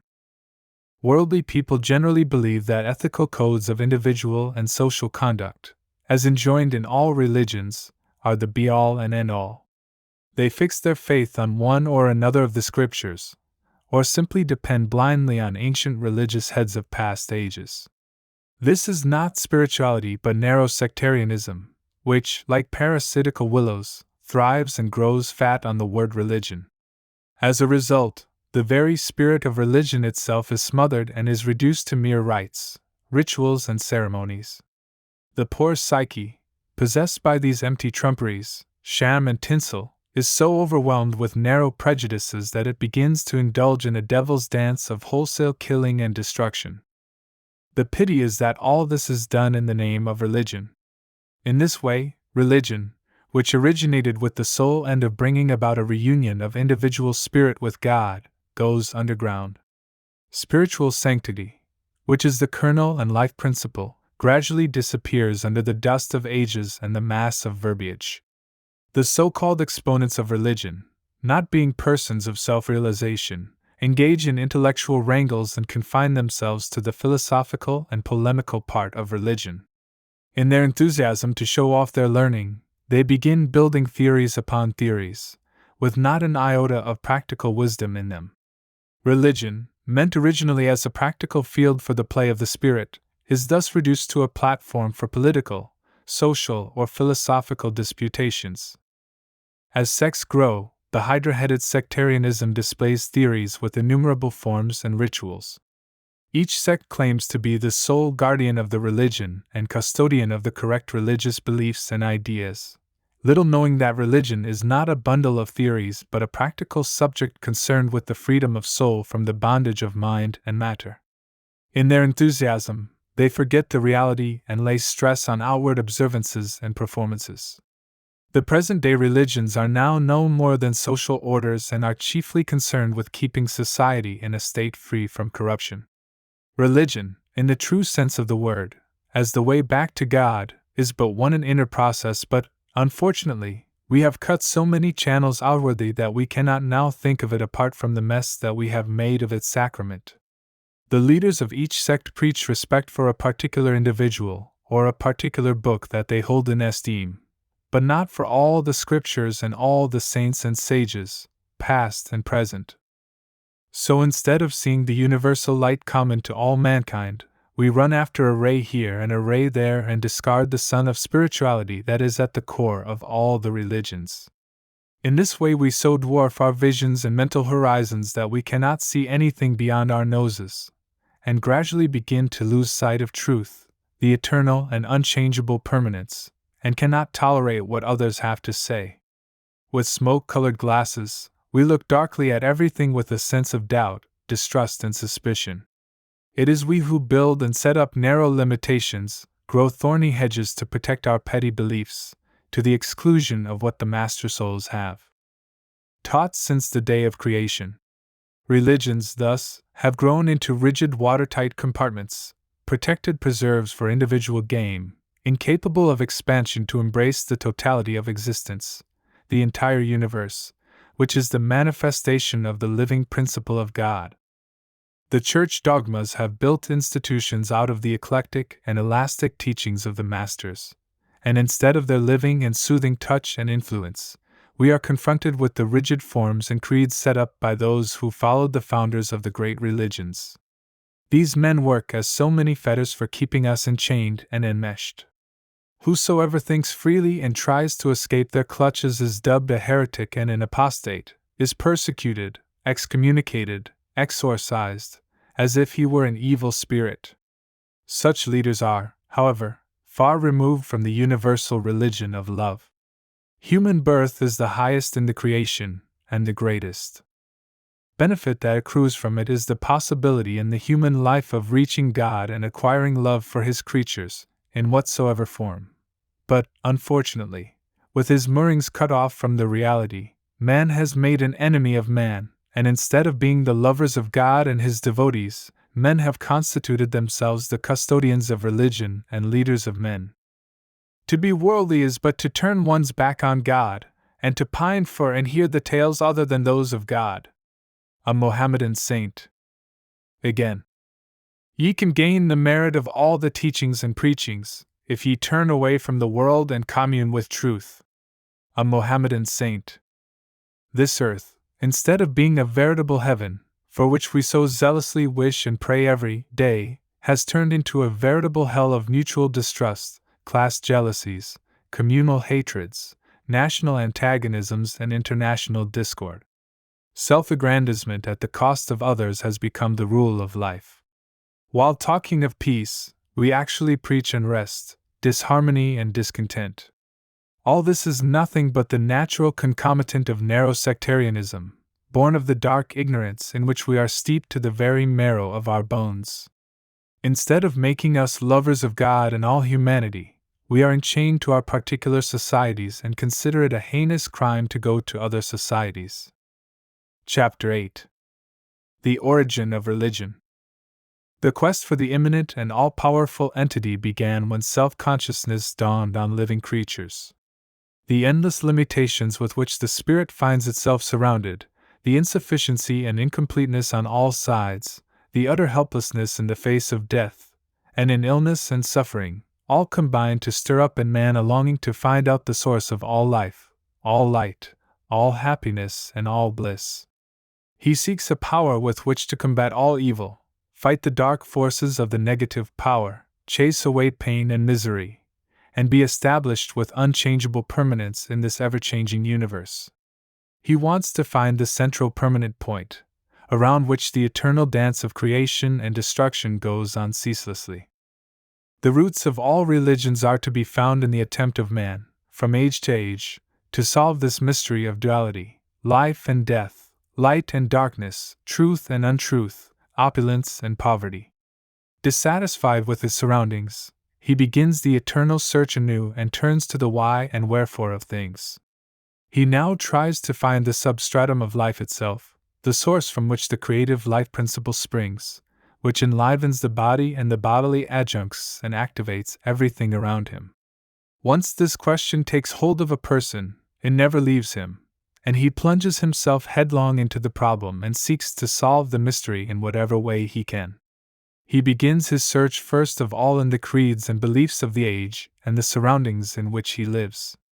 But when all these fail to satisfy him and he discovers himself in the wilderness of different ideologies, conflicting theories, heterogeneous postulates and conclusions, he feels bewildered and helpless to chalk out for himself the way out. Next, he turns to the scriptures and religious texts for the solace of his mind, but here, too, he is confronted with insurmountable difficulties: want of knowledge of the archaic languages in which they are written, the subtlety of the subject, lack of practical men of realization to give him their correct and true import. The momentous quest now takes another turn. He breaks through all the barriers of age-old traditions and customs, social and ritualistic observances and accepted codes of conduct, so that he may discover the hidden light and the power of God, the lost words, something greater and more powerful than what he has experienced hitherto in the outer world. From the search without, he gradually withdraws his attention and begins to concentrate on the thought of self within. In this way he comes to distinguish between religion and religiosity, or religious beliefs and practices, all of which are connected with the sensory plane only. The seeds of life lie in the depths of life itself, the spirit, or the soul in every living thing, even plants and flowers. Spirituality is concerned with the most vital problems of the spirit alone: what it is, where it dwells, how it works, how it can be concentrated to dwell upon itself, how it can be separated from the folds of the body and mind, where it goes after death, how it can voluntarily be withdrawn from the sensory plane of the body, the specific journey that lies ahead, the various spiritual planes that it has to traverse, its ultimate goal, and many other topics of an allied nature connected with its well-being. This, then, is the religion of the soul, quite distinct and apart from the social and moral well-being of an individual, both of which depend on his spiritual well-being. A sound mind in a sound body is a well-known aphorism, but a sound soul at the back of them both is of paramount importance, because mind and body live by the soul, the great dynamo or motor power, in the life and light of which both these adjuncts work. This search for the true self, though full of mysteries, and with untold possibilities and immense spiritual treasures within, of which the saints sing in glorious terms, now attracts the attention of the seeker. It is purely a subjective matter and lies beyond the pale of reasoning and imagination. It is a wisdom of the beyond, paravidya, and can be experienced by the soul in its pure nakedness, released from all the enshrouding sheaths. We cannot but repeat the memorable words of Guru Nanak in this context. One cannot comprehend him through reason, even if one reasoned for ages. One cannot achieve inner peace by outward silence, though one sat dumb for ages. One cannot buy contentment with all the riches of the world, nor reach him with all mental ingenuity. How may one know the truth and break through the cloud of falsehood? There is a way, O Nanak, to make his will our own. His will which is already wrought in our existence. Jap Gst 1. Once convinced of the futility of all outer knowledge and wisdom, performances and observances, the search within becomes a passion with the sincere seeker after truth, for self-realization is a key to God-realization. Saint Augustine, once sitting on the seashore with his great work De Trinitate, saw a child taking the sea water into a shell and pouring it into a hole he had made in the sand. Asked what he was doing, the child naively replied that he was trying to empty the ocean. The great sage explained to him the futility of all his endeavors, since it was an impossibility. Exactly the same is the position in the case of God knowledge, for He, the Infinite, cannot be known by the finite individual trying to grasp Him at the level of the intellect. How can a part know the whole? Self, the basis of all conscious life, cannot be cognized by the conscious mind or intellect. A thing not based on realities cannot be real and cannot know the real. Even of the yogic methods as means to still the mind for self-realization, Gaudpada, the famous forerunner of Patanjali, author of the Yoga systems, thousands of years before, spoke about such efforts as strivings of a person to empty the ocean drop by drop with the tip of a blade of grass. From the above, it would be abundantly clear that the germs of all religions are located in self-questionings and self-communings of the great souls. Here all religious philosophies end and true religion begins. By degrees this inner search proceeds, and one by one, the kosas or the coverings of the spirit are analyzed, pierced through and discarded. They are peeled off layer by layer in the deep inner silence of the mind, until the mental apparatus itself also drops off like a tattered garment, leaving the soul free and resplendent in its pristine luminosity, more lustrous than the light of several suns put together. This is called evolution of the spirit or unfoldment of the reality, shrouded as it is in innumerable coverings to start with. Self-knowledge, or Atmasiddhi, precedes God-knowledge, or Paramatmasiddhi. It is only when the spirit comes into its own and is freed from all the earthly ties and the bodily trappings, physical, astral and causal, that it is in a position to apprehend, appreciate or feel the presence of God or reality. The senses, the mind and the intellect, in their gross nature, ever fail to know and understand the reality by means of logic, philosophy and metaphysics. It is the spirit in its original purity, when disengaged and disentangled from the various trappings, that can contact Godhood. Spirituality in its true sense, as described above, can neither be bought nor taught, but may be caught, as if it were an infection, from some God-man. All learning through books, lectures or philosophic disputations cannot make a person spiritual. The love of God may be seen in the love-laden eyes of the Son of God. His liquid eyes betrayed the divine intoxication within them. They are cups bubbling over with God's life, love and light. Herein lies the hiatus between sectarianism, the great scriptures of the world, the so-called religions, as confined and cramped in the pages of sacred and monumental works of the ancients, in languages too ancient, too archaic, and too technical to be understood, on the one hand, and spirituality, the science of the soul or true religion of the spirit, on the other. The latter is the common heritage of the entire humanity, Catholic in its approach, unlimited in its scope, and unfettered by anyone's professed belief, faith, and religious notions. It is an inner process of the spirit, and all saints preach of nothing but spirituality in its pure, undiluted, and unalloyed form. God is the divine ground on which life, mind, and matter make their play, and all these cannot possibly know the very life of their life. Saints, therefore, emphasize that this divine ground can only be felt by intuition when directly experienced by realization, which is possible only by the sixth sense or the inner eye.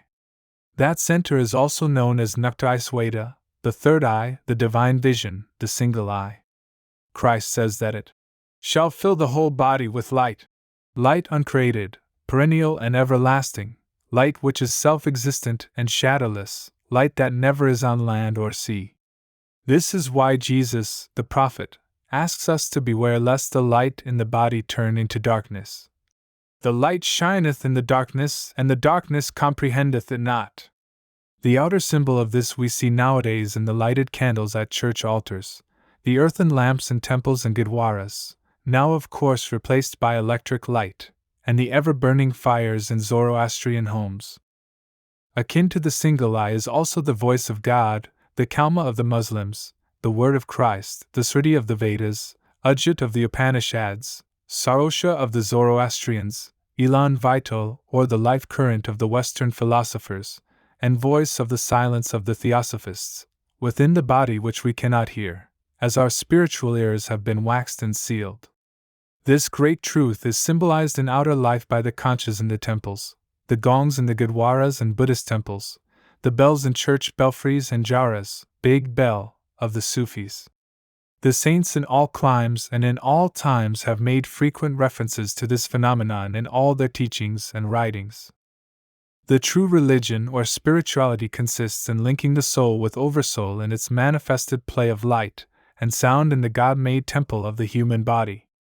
The more the spirit withdraws from without and transcends its limitations physical, astral, and causal, the more experience it gets of the spiritual phenomena, with the grace of the Master. Such is vouchsafed to one who has prepared for death and life at will, for unless one learns to die daily, one cannot have life everlasting.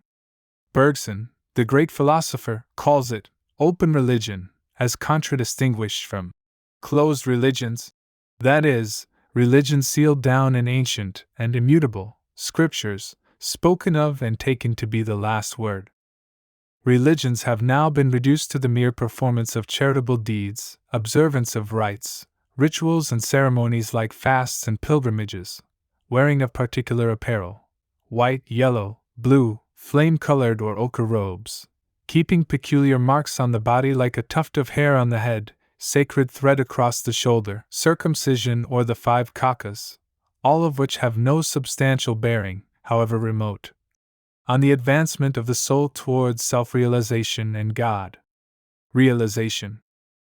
The prime need of the age is a living reality, a dip in the ocean of life, a sip of the elixir of life, a vision of the divine light that may bestow immortality and lead to efflorescence of the spirit into godhood.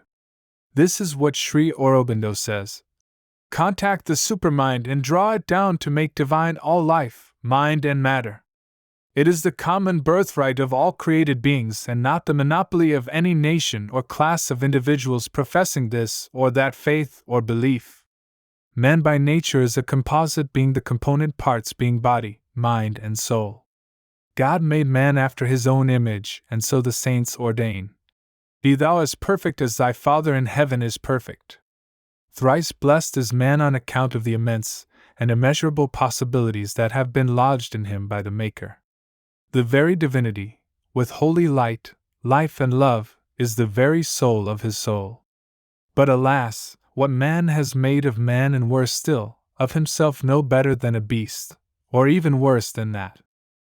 It behooves man as man to be rich, abundantly rich, in all the 3 aspects of his life as distinguished from the mutilated, maimed and moth-eaten existence that he now has through ignorance of self-knowledge. This creation is a double process, involution with evolution. The divinity involved in the very nature of the spirit, mind and matter has to be evolved, enlarged and developed, until it completely and fully coincides with the divine ground, the substratum on which, in sheer ignorance, it now plays its limited and restricted part unmindful of its godhood. The physical self of the soul is endowed with 10 instruments, 5 karam indriyas or motor powers, and 5 jnana indriyas or powers of perception, all of which help the body in its worldly dealings.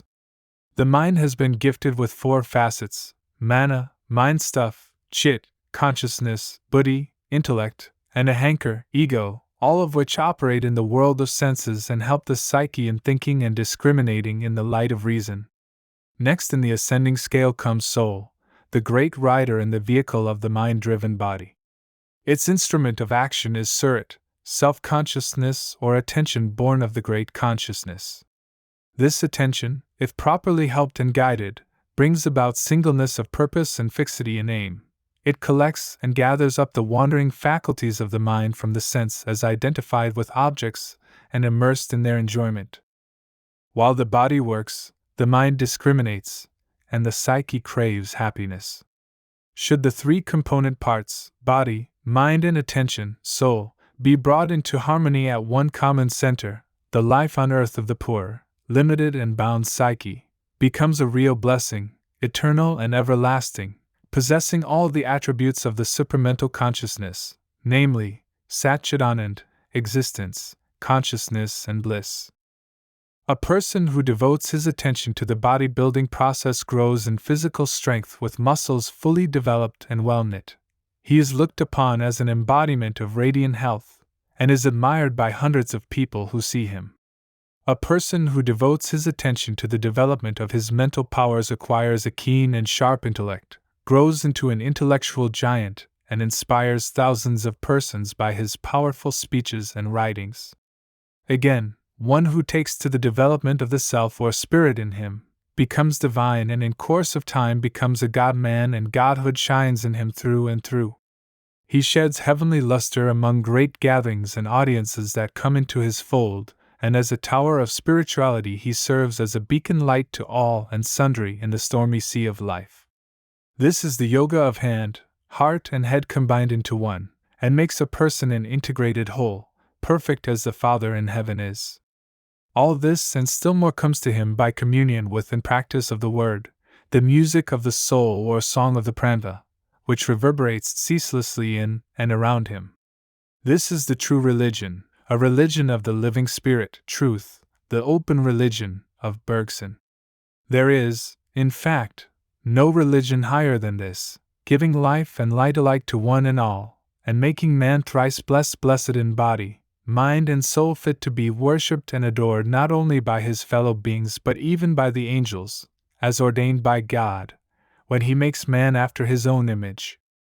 This human body is a veritable temple of God, wherein the spirit or the soul can be attuned to listen to the divine music within. It can be made to witness and enjoy the divine light, and enabled to get divine revelations like the prophets of old. When once it experiences the supreme bliss, all attachments of the world fall off by themselves, lose their glamour and charm. The psyche, freed from oblivion, blossoms forth into a new life, the life of the spirit as distinguished from the life of the senses. This is spirituality, this is the true religion, into the mysteries of which only a saint or a master soul initiates a true seeker and aspirant by unlocking the door leading to the kingdom of God, which is right within us. About this door Christ says, "Knock, and it shall be opened unto thee." Religion, outer and inner.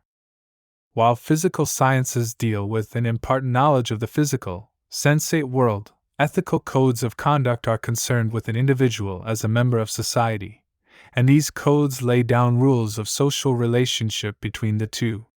Spirituality, or science of the spirit, tells us about the soul's evolution or unfoldment, a process of liberating it from the various sheaths or coverings in which it has clothed its identical nature with God, and how it can be linked with the divine reality, its very source and fountainhead, and achieve its godhood and be blessed forever. The science of the masters is an experimental science and, like any physical science, is capable of yielding results with mathematical accuracy.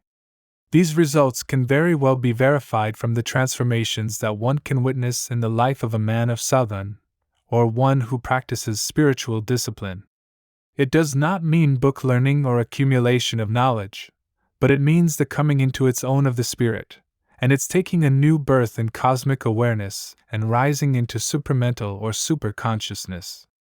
This realization brings with it a blessed calmness, and thereafter the immanence of God is always felt, and the actual working of the divine will become manifest.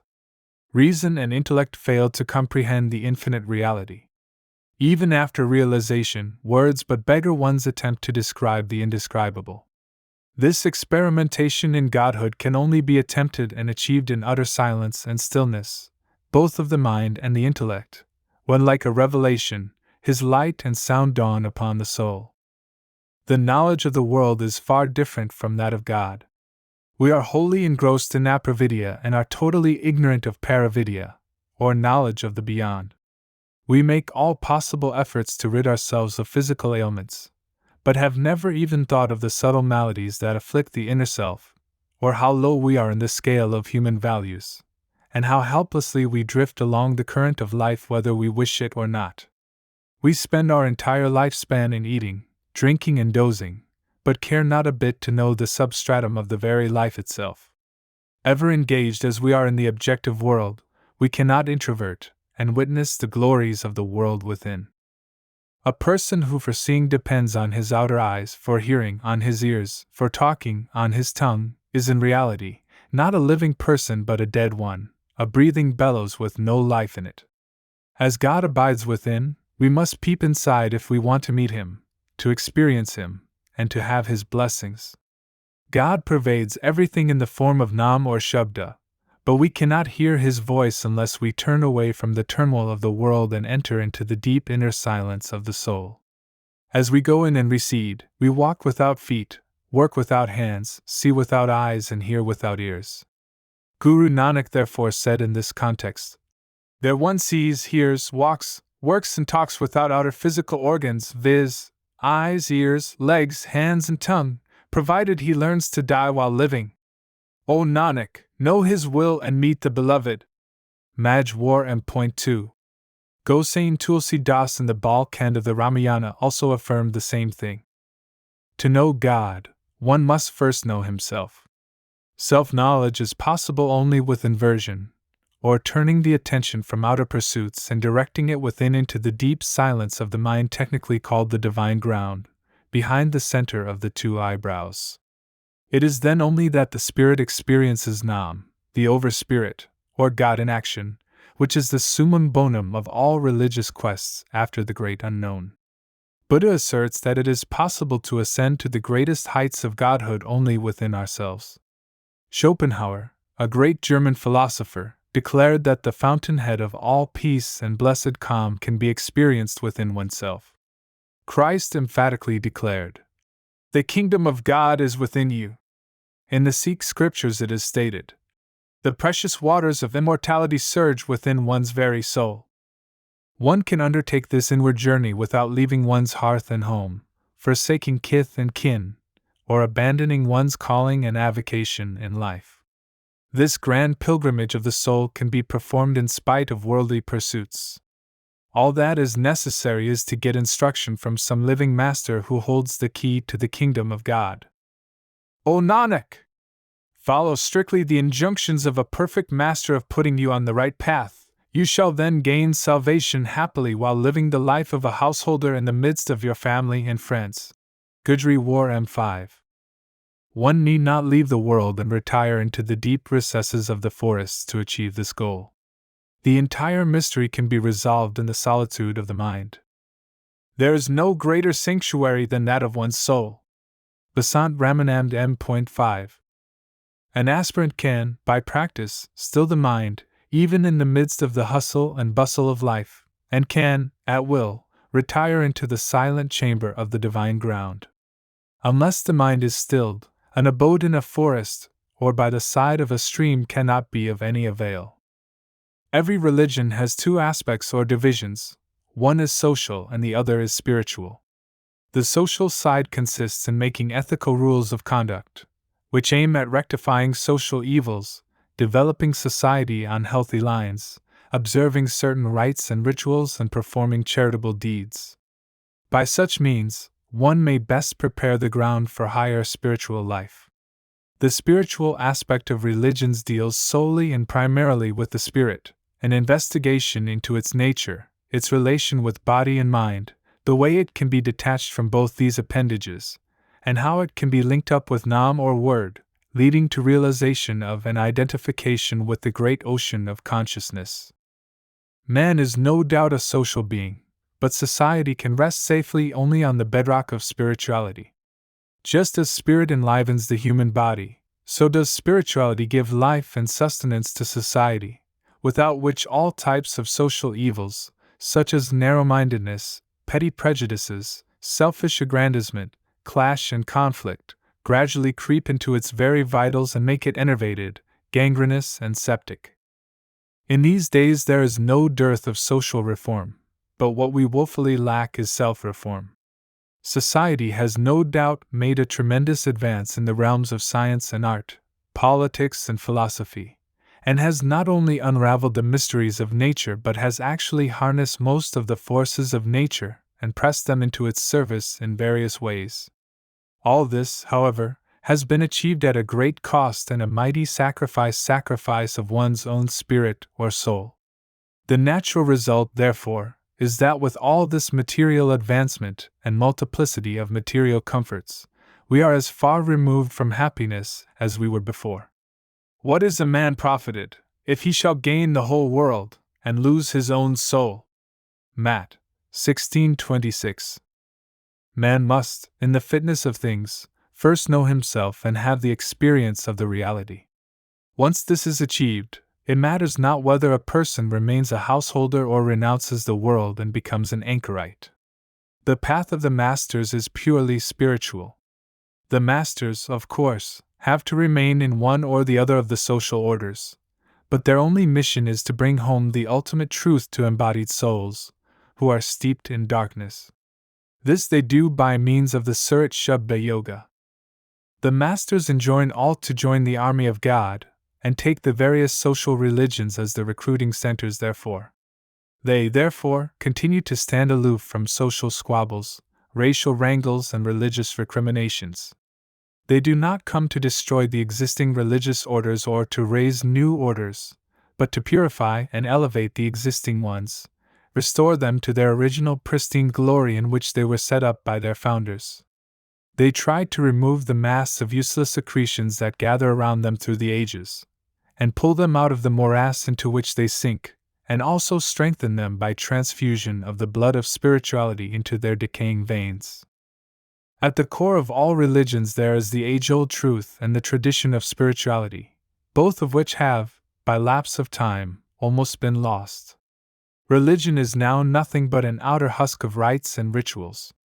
But the masters actually experienced the same reality which is described in the sacred scriptures by the rishis and munis who came in the past. As such, their teachings are not based on any sacred scriptures, nor are they held fast and tight in the rigors of religiosity. They are concerned with paravidya alone, the science of the spirit which is beyond the realm of thought, reason, and intellect. This knowledge, experience, and realization can neither be learned nor taught but may be caught, like any other infection, from a person infected with it. Men enter the path by coming into contact with master souls, listening to their words of wisdom, attending their discourses, and following their teachings both in letter and spirit. In this way the masters attract, magnetize, and make divine the spirit, thereby removing all vacillations of the mind and rendering it immune forever from the onslaughts of matter and the material world. The spirit, thus freed from all the shackles that bind her to the material plane, is enabled to take up unfettered flights to higher regions that lie beyond the human ken. Such travels are a matter of experience by the soul alone, apart from mind and intellect. These outgoing faculties remain helpless, far down in the abyss below, with nothing to sustain and enliven them so long as the spirit is absorbed in higher spiritual experiences. The spiritual teachings of all masters in all ages and in all countries are one and the same, though described in the different words and languages prevailing at a particular time in a particular country. They come with the message of spirituality, and their sole object is to spiritualize human beings by linking them in the process of spiritual evolution and unfoldment. Their teachings are therefore termed Ayalamysina or Ayalamiladuni, knowledge of the inner man or soul, the knowledge of reality, which is the inner experience of the soul without any outer aids. It is the very core of all knowledge, and by it everything else becomes known. It is the most natural science, and like other natural gifts, light, air, and water costs nothing. It is the common heritage of the entire humanity, and can be claimed as such, by one and all alike, without any obligation, from any master soul. Saints are the children of light, and they come to diffuse light into the universe. I am the light of the world, and he that followeth me shall not walk in darkness, but shall have the light of life. John 8 verse 12. Science and religion. Scientists think that religion is just a bundle of superstitious beliefs, and that a person without religion can be as contented, peaceful, and happy as one with religion. Atheists, or those who do not believe in God, assert that religion is the opiate of the people. Religious people, on the other hand, maintain that science has, by the invention of deadly and diabolical instruments of destruction and devastation, sown in the world dragon's teeth of discord, discontent, and disruption. Scientists admit that a person is a complex of body and mind, and if one were to take care of the mind, the spirit, if any, would take care of itself. They are skeptical, both of spirit and of God. For the master souls, spirit alone is the real entity, but it is entangled in the prison house of body and mind. Their mission is to liberate the spirit from the various sheaths in which it is enshrouded and to link it up with the Word, or God in action, Holy Ghost, about which they have personal experiences. This evolution of the spirit is real salvation, but very few understand the true significance of it. Some feel that it consists just in petrifaction, while others think that it amounts to nihilism or atheism, i.e., denial of all existence and rejection of all moral and religious beliefs. But each of these conceptions is far from the truth. In fact, mind stands as a connecting link between body and bodily relations, and this linking up is bondage, while breaking asunder of this relationship is called salvation. The primary step in this direction is Gurbhakti, or devotion to a living master, and the next is practice of Nam or word, which ultimately leads to Sachkhand or Mukhamihak, the abode of truth. O Hafiz! The paradise or heaven is our birthright and a heritage. If one were to consider deeply and earnestly the advantages and limitations of both science and religion, one would find a close connection between the two. Environments exert a twofold influence on all living objects, external as well as internal, both of which are universal in character. Man is endowed with intellect, reason, and discrimination, which the rest of the creation lacks, by which he is able to control his environment. A person remains happy so long as there is harmony between his internal and external relations. If things shape themselves as one wishes, one feels contented and happy. Experience shows that this state of harmony between the ever-wishful man and his environment is not static and does not last long. On the contrary, both of these are ever-changing. It has ever been the endeavor of man to find a way that may assure a state of perfect and unchangeable harmony between himself and his environment. One way is to control the conditions without to an extent that may satisfy the needs of a person, whatever these may be. The other way is to regulate one's inner urges and inborn instincts in such a way as to develop an utter indifference to the ever-shifting environment without, so that one does not react to the influx of changing conditions in which all things are. The former effort is scientific in nature, while the latter is purely religious. The realm of science extends from electrons to the stars. It embraces in its fold all objects of the world that can influence human feelings and emotions. In fact, everything that is capable of being, comprehended by the senses. The inner world, on the other hand, is entirely different and unique in character. Our motor and sensory organs, which work so admirably in the material world, cannot invert easily and take stock of the mental world within. This inner world is full of immense possibilities and untold treasures of spirituality, all of which lie within one's reach and grasp, if one could but know how to enter into one's own self. Again, there are the relative values and measures of quantity in material objects.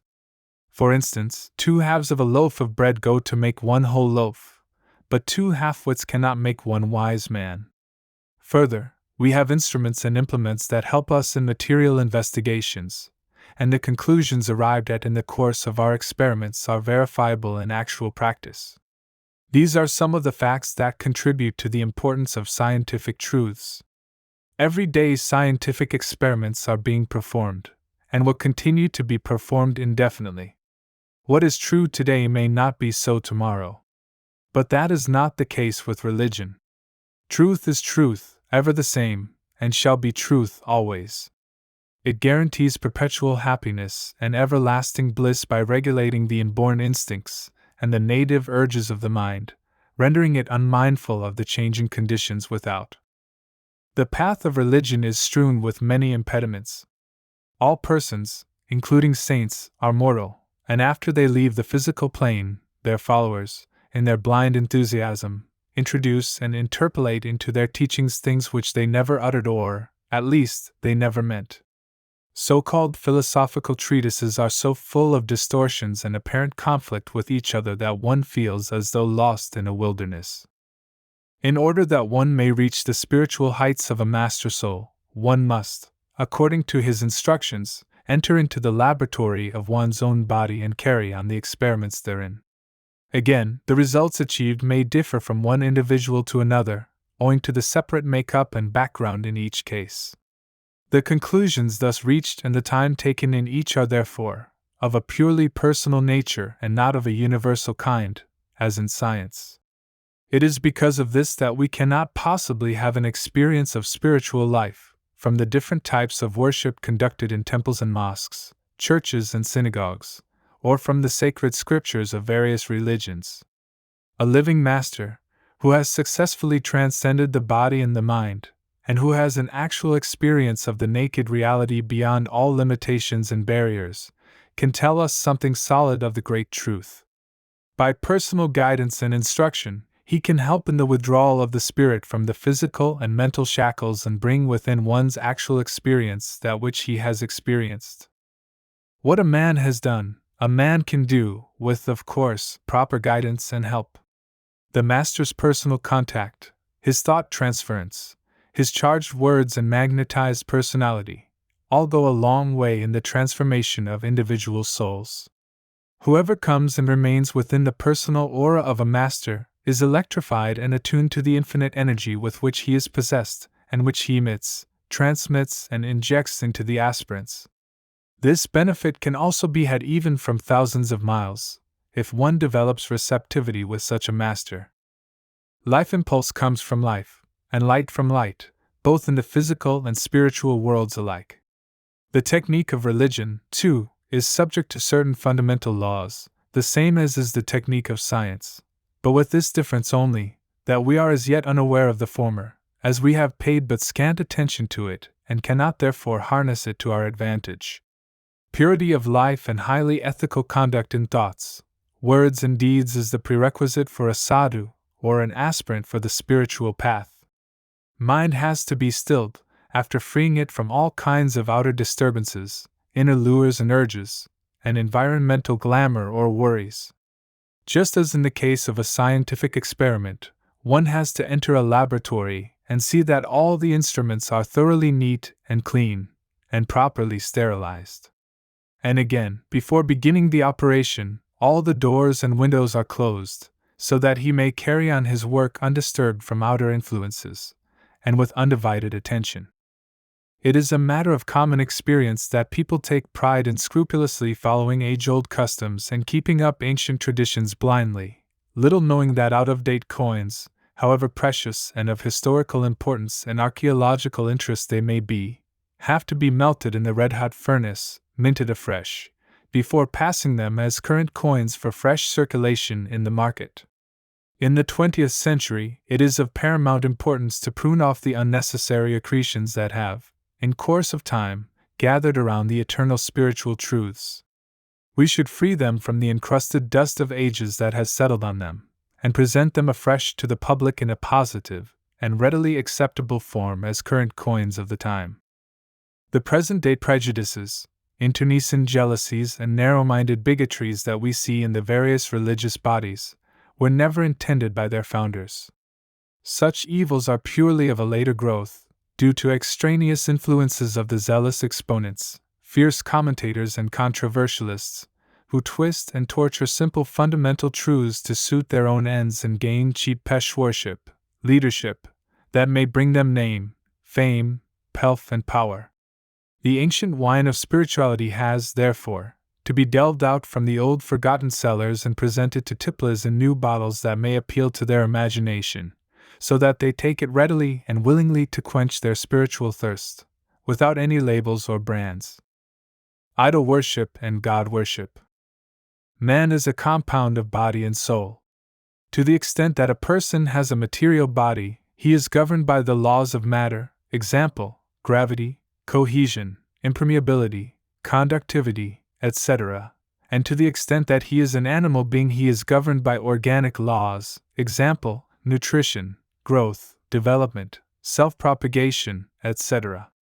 Again, he is a conscious entity or a sentient being, and, as such, the laws of consciousness, example, producing a sense of hunger, thirst, discomfort, and self-development, are also applicable to him, and he works for a happy, carefree, and comfortable living. So long as a person is attached to material things and material comforts, he is subject to suffering and pain. But when he submits himself to the organic laws of the soul, he becomes blessed and happy. Kabir Sahib there says, "The embodied soul is never restful and blessed. For man, wheresoever he may be, there is ever discomfort and distress." Lord Buddha also declared that the physical life is all misery. Nanak saw the entire world writhing in visible flames. Idolatry consists in paying all attention to the nourishment and ornamentation of the physical body, but beautifying the soul and linking it with God is God worship indeed. Woe be to us who are utterly ignorant of the living spirit in the body and how it can be decked, dressed, and embellished. The physical body is the veritable home, and spirit is the indweller therein. In the fitness of things, one must first unearth the spirit and purify it, before cleansing the body. What does it profit a person to sweep the house, keep it neat and clean, and embellish it with all sorts of decorations, only to keep the indweller, or the soul, famine-stricken? Having forgotten our innate nature of godhood, we have completely identified ourself with the body, and always think, speak, and act in terms of the body and bodily conditions and relations. When the very existence of the body depends on the spirit, or the life spark, in it, we must take care of the latter, think of it, and give it timely food to keep it healthy and strong, for on its health and strength depend the glory and dignity of the body. The ever-changing body, which is subject to decay and death, may be looked after, just to keep it fit and going, as with any other vehicle of self-expression. But it should not be pampered and doted upon, so as to lose all thought of the self-enlivening life flame in the body, the motor force that quickens the inert matter with life. Without that power it has no value at all and is considered fit to be consigned either to the flames or to the graveyard. We must not forget that we are in reality sparks of godhood, quite distinct from the material house in which we sojourn for the time being. It behooves us all to learn all about this life impulse surging through the entire creation, the fountainhead or the source of this life stream, and how we can reach the same and attain eternal peace and happiness, which is our heritage and our birthright. The great lesson of life can only be learned from a master soul. Its alpha and beta begin with the voluntary withdrawal of the sensory current in the body, until a state of detachment is achieved by concentration at the seat of the soul, behind the center of the two eyebrows, called eye focus or T. All this can be done only through the grace of some perfect living master and adept, not only in the theory but also in the practice of the science of soul, who is capable of bringing the soul above the body consciousness and making others share his own experiences. Some godly person may link us with God. Jaitsari M5. When once the spirit is linked with divinity and engrafted in God, it gradually takes roots in its native soil, acquires and develops its natural attributes from the divine ground on which it grows and thrives from day to day. This is called by all the sages in the East and the West, taking a second birth, or being born anew, as Christ puts it. The incorruptible seeds of this spiritual birth are sown by some God-man when we live up to him and scrupulously follow his instructions, which in technical parlance is called satsang, or company with Sat, the great unchangeable permanence in the midst of ever-changing panorama of life and the kaleidoscopic universe in which we live. Handsome is the body in which the soul is attuned with God. All beauty, including the physical beauty, depends on the beauty of the spirit, which in turn rests on union with the divine beauty. Blessed is the body in which the spirit dwells in union with her divine current. The true beloved grants her eternal life, and one always lives in communion with the Master's word. Suhi M.3. Again, a Master's devotee delves deep into the body and regards all else as a mere delusion. He alone finds the crest jewel who has been so ordained, for cleverness is of no avail. Blessed is the body that engages in the service of the Master, the True One having made it.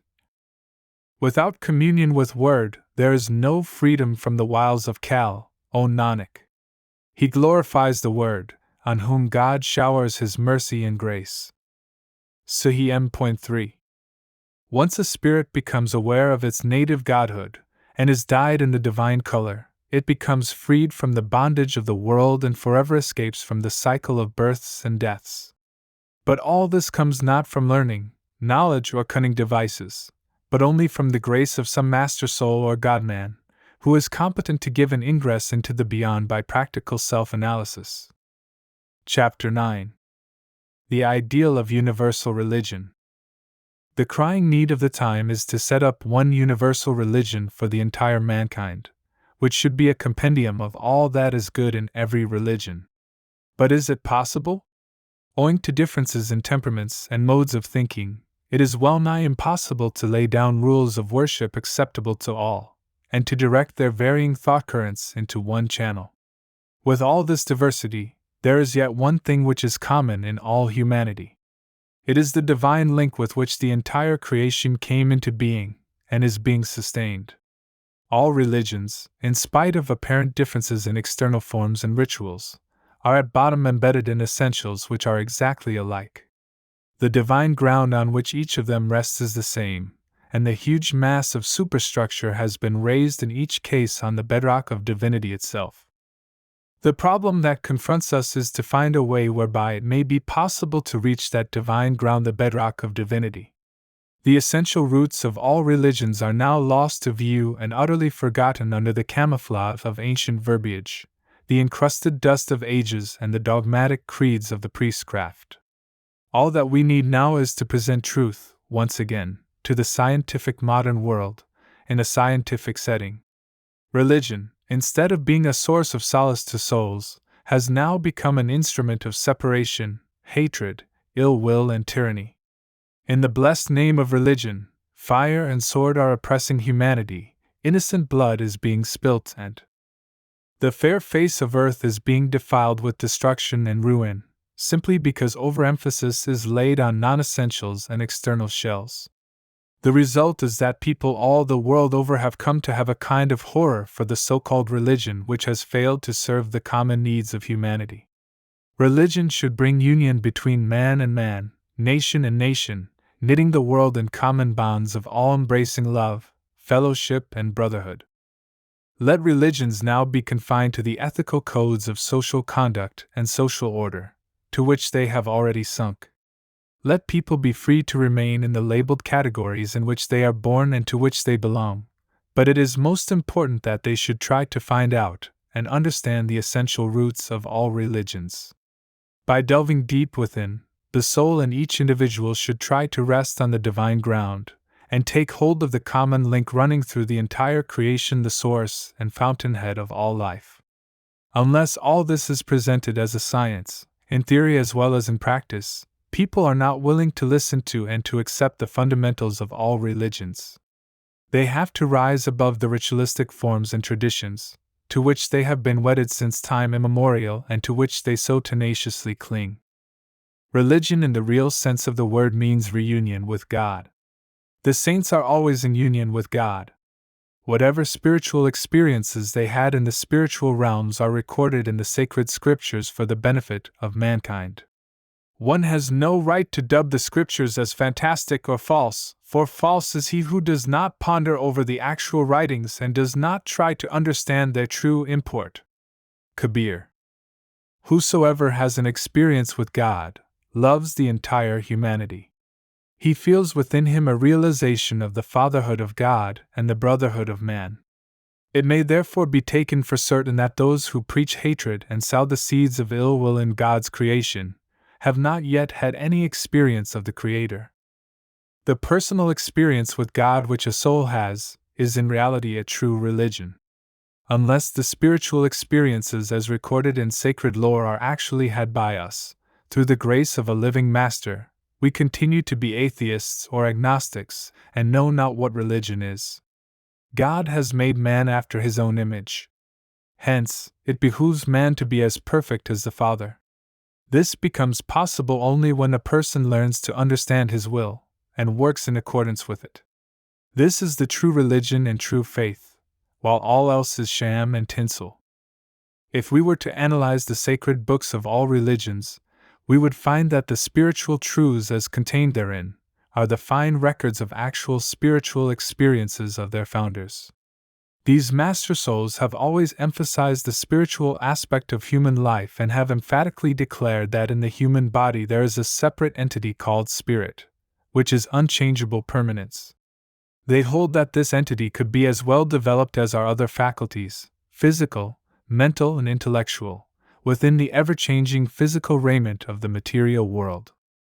The enjoyment of worldly objects is not an ideal state. Realization of the self should be the goal of man. All religious books tell us of the way whereby a spirit can have an experience of the vast consciousness and superconsciousness, and thereby lead a truly spiritual life, which, however, does not consist in blind beliefs, faithful performance of rites and rituals, and scrupulous observance of social and ethical rules of conduct. To know the truth is the be-all and the end-all of all religions. The fundamental teachings of all center upon the realization of Shabda, Nam, Kaima or Word, all of which are different names for one and the same thing: Godhood, God in action, or the Holy Ghost. Spiritual advancement is possible and can be achieved only when the spirit contacts this Nam or Shabda. Hence, this type of union with the sound current is known as Suraj Shabad Yoga. We must study all religions with love and devotion, adopt and accept, as a workable formula, the common divine ground underlying each. Different religious books, such as the Vedas, the Holy Bible, the Sacred Quran, Sri Adi Granth Sahib, and all other scriptures, are so many pages of the interminable Book of God, to which others may be added from time to time. In this materialistic age, it is necessary that the common spiritual truths be collected at one place and presented to mankind as a beautiful bouquet. Awakened people all over the world are realizing the truth of this and are forming world conferences of religions to place before mankind the basic ideas common to all religions, so that spirituality may be placed on the footing of a regular science to which all seekers after truth may turn, regardless of their castes or creeds, and without disturbing the social orders to which they belong. The present-day attempt to hold an all-world religious conference, to establish a world fellowship of religions, to set up institutions for the comparative study of all religions, and to conduct investigations into the cardinal principles of truth, love, and nonviolence, are steps in the right direction and point to the time when the whole world will be knit together in the silken bonds of one universal religion of love and humanity. Chapter 10. A Peep Inside.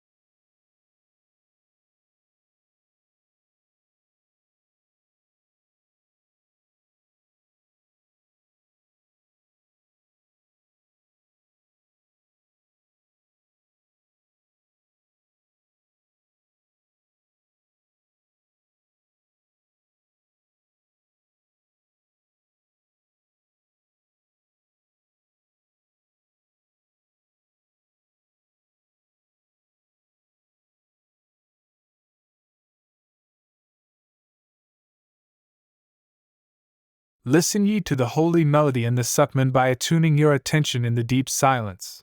By attending to the ineffable music of the soul ye shall be rid of all desires and longings. Mailer War M.1. In this age pay heed to the inner music, by devotion to this, ye shall be freed from all pride. Asa M.3. As the spirit transcends the physical plane, it has to pass through various realms characterized by stars, the sun and the moon. There it is greeted by the luminous form of the Master, who takes charge of the spirit, with whom he proceeds by the sound current to reach the true home of our Father.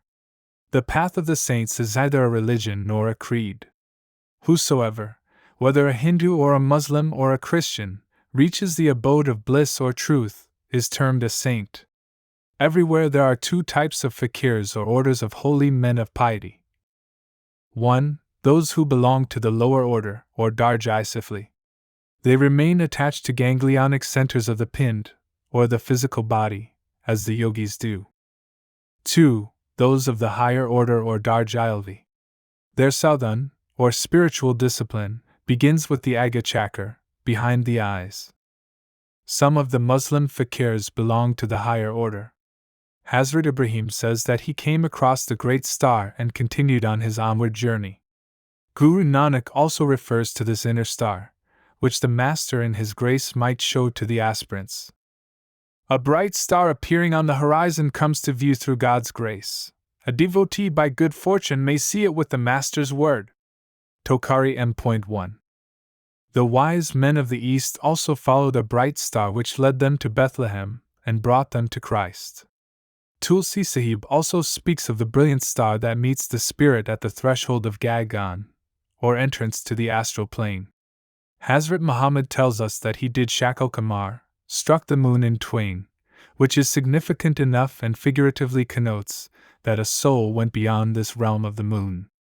Everyone who makes a journey to the spiritual realms has, of course, to do this Shakal Kamar by passing through the moon. Great is man, he has in him a drop of the divine consciousness like everything else in the creation. Though apparently he looks like a puny child of clay, yet he has untold possibilities hidden in him. He was made by God after his own image. He has the latent spiritual treasures buried in the depth of his mind. If he has a grain of faith in his powers, he can, as affirmed by Christ, move mighty mountains off their base, and may command the winds and the waters, as great souls did in every age. Thought force is the motor power behind all our acts. The very world is the result of his will. God commanded, "Let there be light," and there was light. At his bidding the various elements sprang into motion and completed the work of creation. The Spirit, a spark from the divine fire, is also great and has similar possibilities within its scope. Unfortunately, its power is frittered away through mind and outgoing faculties. The rays of the sun do not burn anyone, but if they are passed through a convex lens, they converge at one center and set on fire the things on the other side. So the spirit, when mind-driven, identifies itself with the bodily senses. It never thinks that it is apart from them, and is, in fact, the ruler and governor of the universe. It is the great activating force and dynamic power behind all our thoughts, words, and deeds. Even the heavenly bodies like the stars, the moon, and the sun move with its motion. Energy, physical or metaphysical, mechanical or electrical, magnetic or gravitational, atomic and nuclear, is the partial manifestation of this primal energy of God. It is creating, destroying, and recreating endless systems and universes in the twinkling of an eye. But unluckily, we do not realize this invisible power and are concerned only with its working, and we do not see the hidden hand behind the puppet show of the world. We are trying all the while to understand the phenomenon of shadow and the shadowy things, but know next to nothing of noumenon. The spirit has thus completely and tragically forgotten its godhood, its divine origin and latent divinity, which needs awakening before coming into its own, before it can work wonders and perform miracles like the master souls. Ignorance is the root cause of this deplorable state of things. Many do not know that the life spirit is more than the meat, and the body more than the raiment. As Christ said, It behooves man to turn aside from worldly enjoyments, so that he may be blessed with heavenly gifts. Like the beautiful Joseph, driven into the well by his brethren, spirit has fallen into the well of the body, with mind and senses, and is in a helpless state. We could climb up if we could take hold of the wonderful rope ladder provided by the Father, God, within each one of us. It is the sound current that can pull us up out of the blind and abysmal depths into the kindly light of God, and lead us into the manifold spiritual worlds, which are invisible to us at present. The physical eyes can see only physical things, and both of these are subject to decay and death. But if our inner eye could be opened, we would be able to see immortal and imperishable planes. An animal with his head downwards may well think of eating and drinking all the time, but fie on man, with his head erect, if he were not to look upward. Shame us to breeze.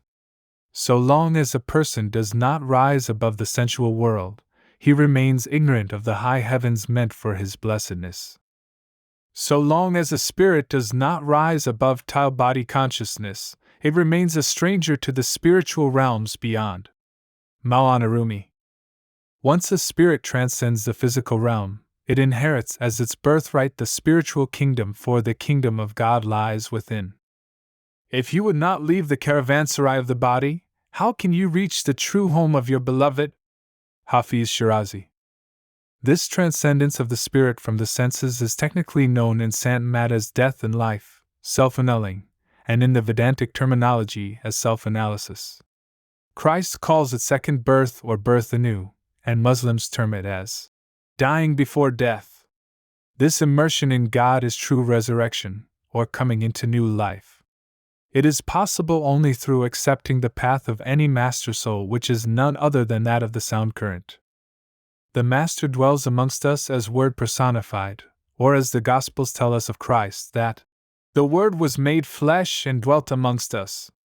He, by transmitting his own life impulse, temporarily raises us above the body consciousness and grants us a direct inner experience of the light-come-sound principle, which, by a regular practice from day to day, can be developed to any length one may like. This gradually leads the spirit from physical to astral or mental plane, then to causal or seed plane, and so on to the purely spiritual plane, Sachkhand, the true home of our Father. When ultimately the soul at its journey's end reaches the true home of the Father, and sees the splendor of Godhood in the ineffable resplendent light, one begins to see God in everything in the universe. When Christ and Buddha rose above the body consciousness, they referred to the way as leading to the kingdom of God and the nirvana pad respectively. The Muslims call it Mukamai-hak, and the Christians, New Jerusalem. Thereafter, Christ used to say, "Behold the Lord." And Guru Nanak would exclaim, "The Lord of Nanak is visible everywhere." The sage of Daksheshwar, Sri Ramakrishna Parmans, when questioned by young Narain, as Swami Vivekananda was then known, whether he had seen God, replied, "Yes, my child, I have seen him as clearly as I see you, nay, more than that. Lord of Nanak in his fullness is present in all things and everywhere." Suhi M.5. The invisible, the incomprehensible, the inaccessible, manifests itself in full effulgence to the true devotee. Sri Rag M.4. God of Nanak is immanent in all forms and colors, whether visible or invisible. Suhi M.4.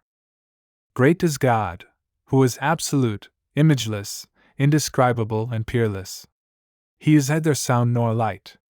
In himself, he is what he is, but in common parlance, he has to be expressed in words of limited import, coming out of the limited source of the finite intellect. God, the infinite, of course, has to be described in finite terms. How can I know what he is? Sorath M.5. When the absolute power came into being and became God in expression, there was vibration, which gave rise to light and sound principles, called by all saints as light and ajit. God absolute cannot be seen or heard, for nobody so far has seen God. God in expression, by way of light and sound principles can, however, be seen and heard. This can only be experienced by the spirit, through inner vision and inner audition, which function when you rise above the body consciousness. The saints also call the Absolute and the God in expression by the name of Mahadayal and Dayal respectively. This sound current is responsible for the various creations, the spiritual planes, and all the realms in varying degrees and orders. This sound current descends, making pure spiritual, spiritual material, material spiritual, and material planes, the last three of which dissolve in the dissolution and grand dissolution. Each of these planes has its individual presiding deities. Jat Naranjan, for example, is the lord of the subtle or mental plane, and is the creator of the material and physical universe, which is next below in the hierarchy. Ankar is the lord of the causal or seed region, and the creator of the lower region of or subtle universe. Other deities preside over other planes, in the ascending order of the system of creation. All of them, of course, derive their authority from Satpurish or Satnam, or Dayal or Ikankar, the highest region. The spirit, as it withdraws from the body, proceeds by degrees from one plane to another, until it reaches Satnam or Hak. From what has been said, it should be clear that so far the spirit is an entity quite apart from Satnam. The overlord of all is called Kesam, Lord of all, Swami, Hari Raj, Mahadayal, or Nirala, unique in himself and indescribable. The spirit gets merged in him just as a drop of water loses itself in the ocean, or a ray of light in the sun. As water mingles with the water, so doth light merge in the light. Gauri M.5. As a ray of light gets absorbed in the sun and a drop in the ocean, so doth the light of spirit in the great light. Bilawal M.5. This state baffles all description. The Muslim saints declare this condition as Hirat, and the Hindus as Askraj, and the Sikhs as Waho, all of which are expressions of wonder.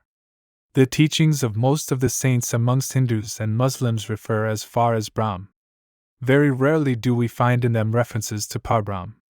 The masters have as their ideal something far beyond the latter, a stage safely beyond the sway of dissolution and grand dissolution. Chapter 11. Experience of Ideal Religion. An Inner Achievement. For the unifying experiment of soul with oversoul, one has to enter into the laboratory of the human body, just as a student of science enters the science room for a scientific experiment, and closes all the doors and windows, so that the noise and stir from outside may not disturb him in his work. Again, on the table before him are arranged various articles and instruments, all neat and clean for handling, before he, under the guidance and instructions of the science master, starts making the experiment. He moves with a single-minded purpose, a well-pointed attention, and a wholehearted devotion. He may fail once or twice, but he does not lose heart in his endeavors and repeats the process over and over again until he succeeds. In exactly the same way, the spiritual experiment is to be carried on in the human body, after closing down all the physical senses, so as to keep out the noise and bustle of the world. This process of going in consists in withdrawal of the sensory currents and focusing them at the seat of the soul, or consciousness, at a center behind the two eyebrows. In other words, the spirit, which at present is pervading the entire body from top to toe and is identified with the world, is gathered up and collected at one place, until one loses the very idea of having a body at all. Having closed down all the outlets of attention, the spiritual experiment is now to be started in the presence of the Master Soul and under his guidance and instructions, the whole process to be gone through with scrupulous attention and loving devotion. Then you are no longer a physical entity but a pure spirit. So also is the luminous form of the Master Sound personified Nam, Shabda, Sriti, Nad, hidden music, or call it what you will. To link the spirit with it can only be done when the mind is freed from mental oscillations and the intellect is at perfect rest, so that a halcyon calm is established both within and without. Mere washing of the body can be of little avail. Inner cleanliness must precede outer cleanliness.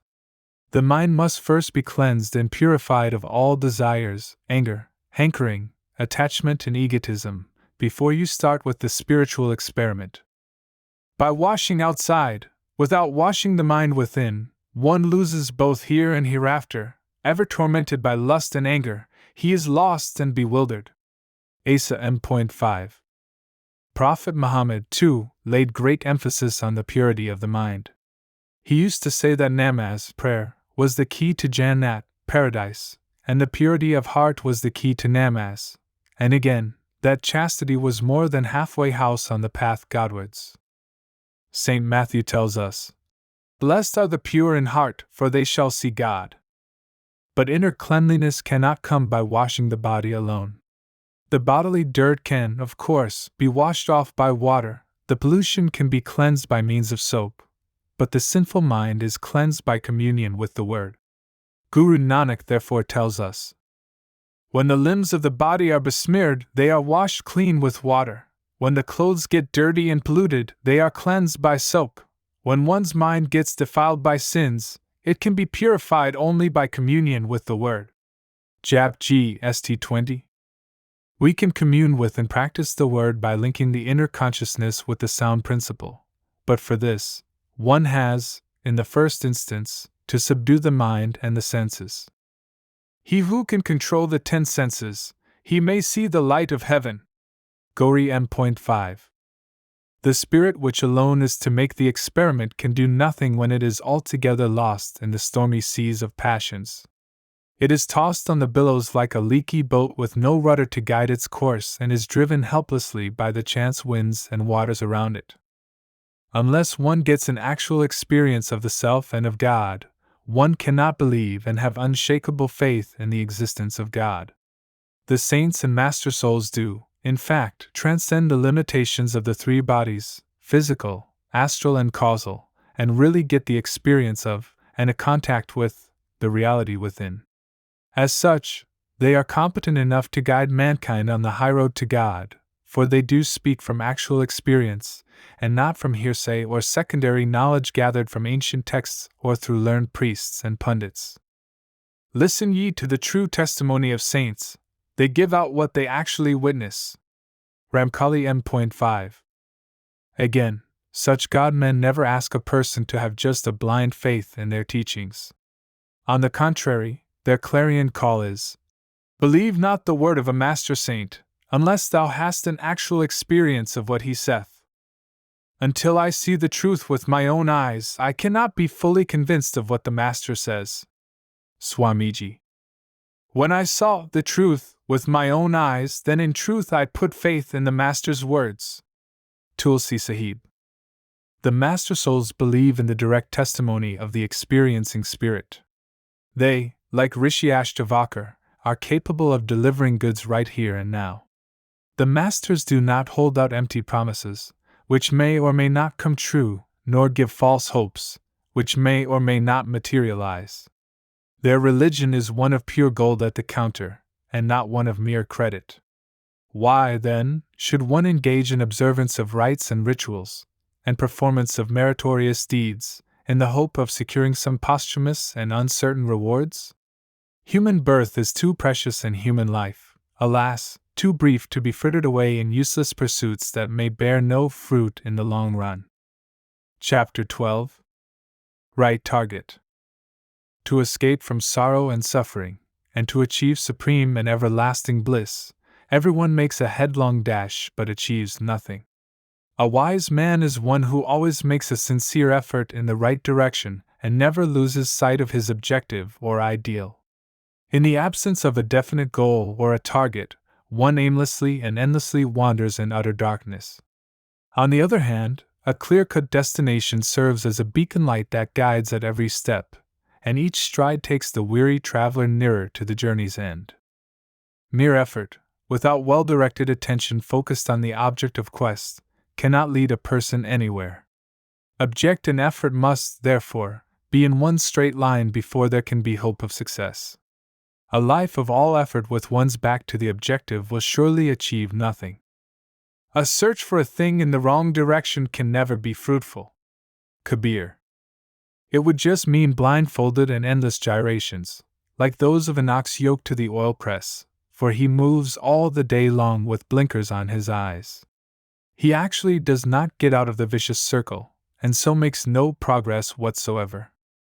In the world, wheresoever one may turn his eyes, one sees nothing but universal strife and unrest, creatures feeding upon creatures, an endless struggle for survival. All this plethoric confusion is indeed born from ignorance or lack of knowledge of the end or aim. Human life, like any other kind of life, has its own El Dorado, of which one can learn from the very book of life itself. All the sacred texts and all knowledge of the world are nothing but the result of unfoldment of the spirit at the intellectual centers within the human body. All inspirations come from the soul within, the source of all knowledge and wisdom. Wonderful indeed is the house in which we live. God, even today, as of old, reveals himself to the human soul, provided it is neat, clean, and receptive. This body is a veritable temple of God, in which the spirit of man and the spirit of God both live together, or else this body were a carcass fit to be consigned to the flames or to the graveyard. Shamus Tabriz, a great Muslim saint of repute, says, "By the side of this grass blade of the human body, there flows an endless stream of life. Hidden in the heart of this atom is the light of 100 suns. But alas! It is not given to man to know the mysteries of life without the aid of a master soul. The entire macrocosm lies buried in the microcosm.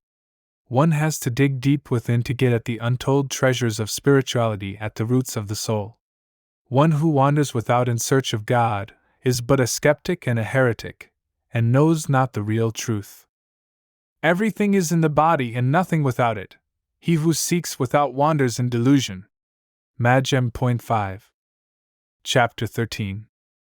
Path of the Masters. The only true religion Paravidya, or knowledge of the beyond. A person may have a short or a long vision. One may see right under one's nose and another may be able to penetrate into the far-off heavenly regions. There is a world of difference between these two. We should, therefore, seek out a person who is fully established in godhood or divinity, and who is a conscious co-worker with God, that we may be able to know and understand from him God's ways and have access to an actual experience of God realization. God knowledge is an inner science of the soul, and hence is known as Paravidya, or the knowledge of the beyond, as contradistinguished from Apravidya, or experience and knowledge on the level of the senses. All scientific knowledge, with its vast scope, unlimited extent, and untold possibilities, is, after all, a knowledge of the physical, material world, and does not constitute the fundamental knowledge. It tells us only of the material creation and provides food for the intellect, while Paravidya is concerned with the creator or the reality behind the creation, and provides food for the soul or spirit. Apravidya deals with the objects within the range of the human senses, the laws governing their growth, and how the same can be conquered and pressed into service for the benefit of mankind. Paravidya deals with the active life principle, which works in the creation and through which we feel the life impulse in all animated creation.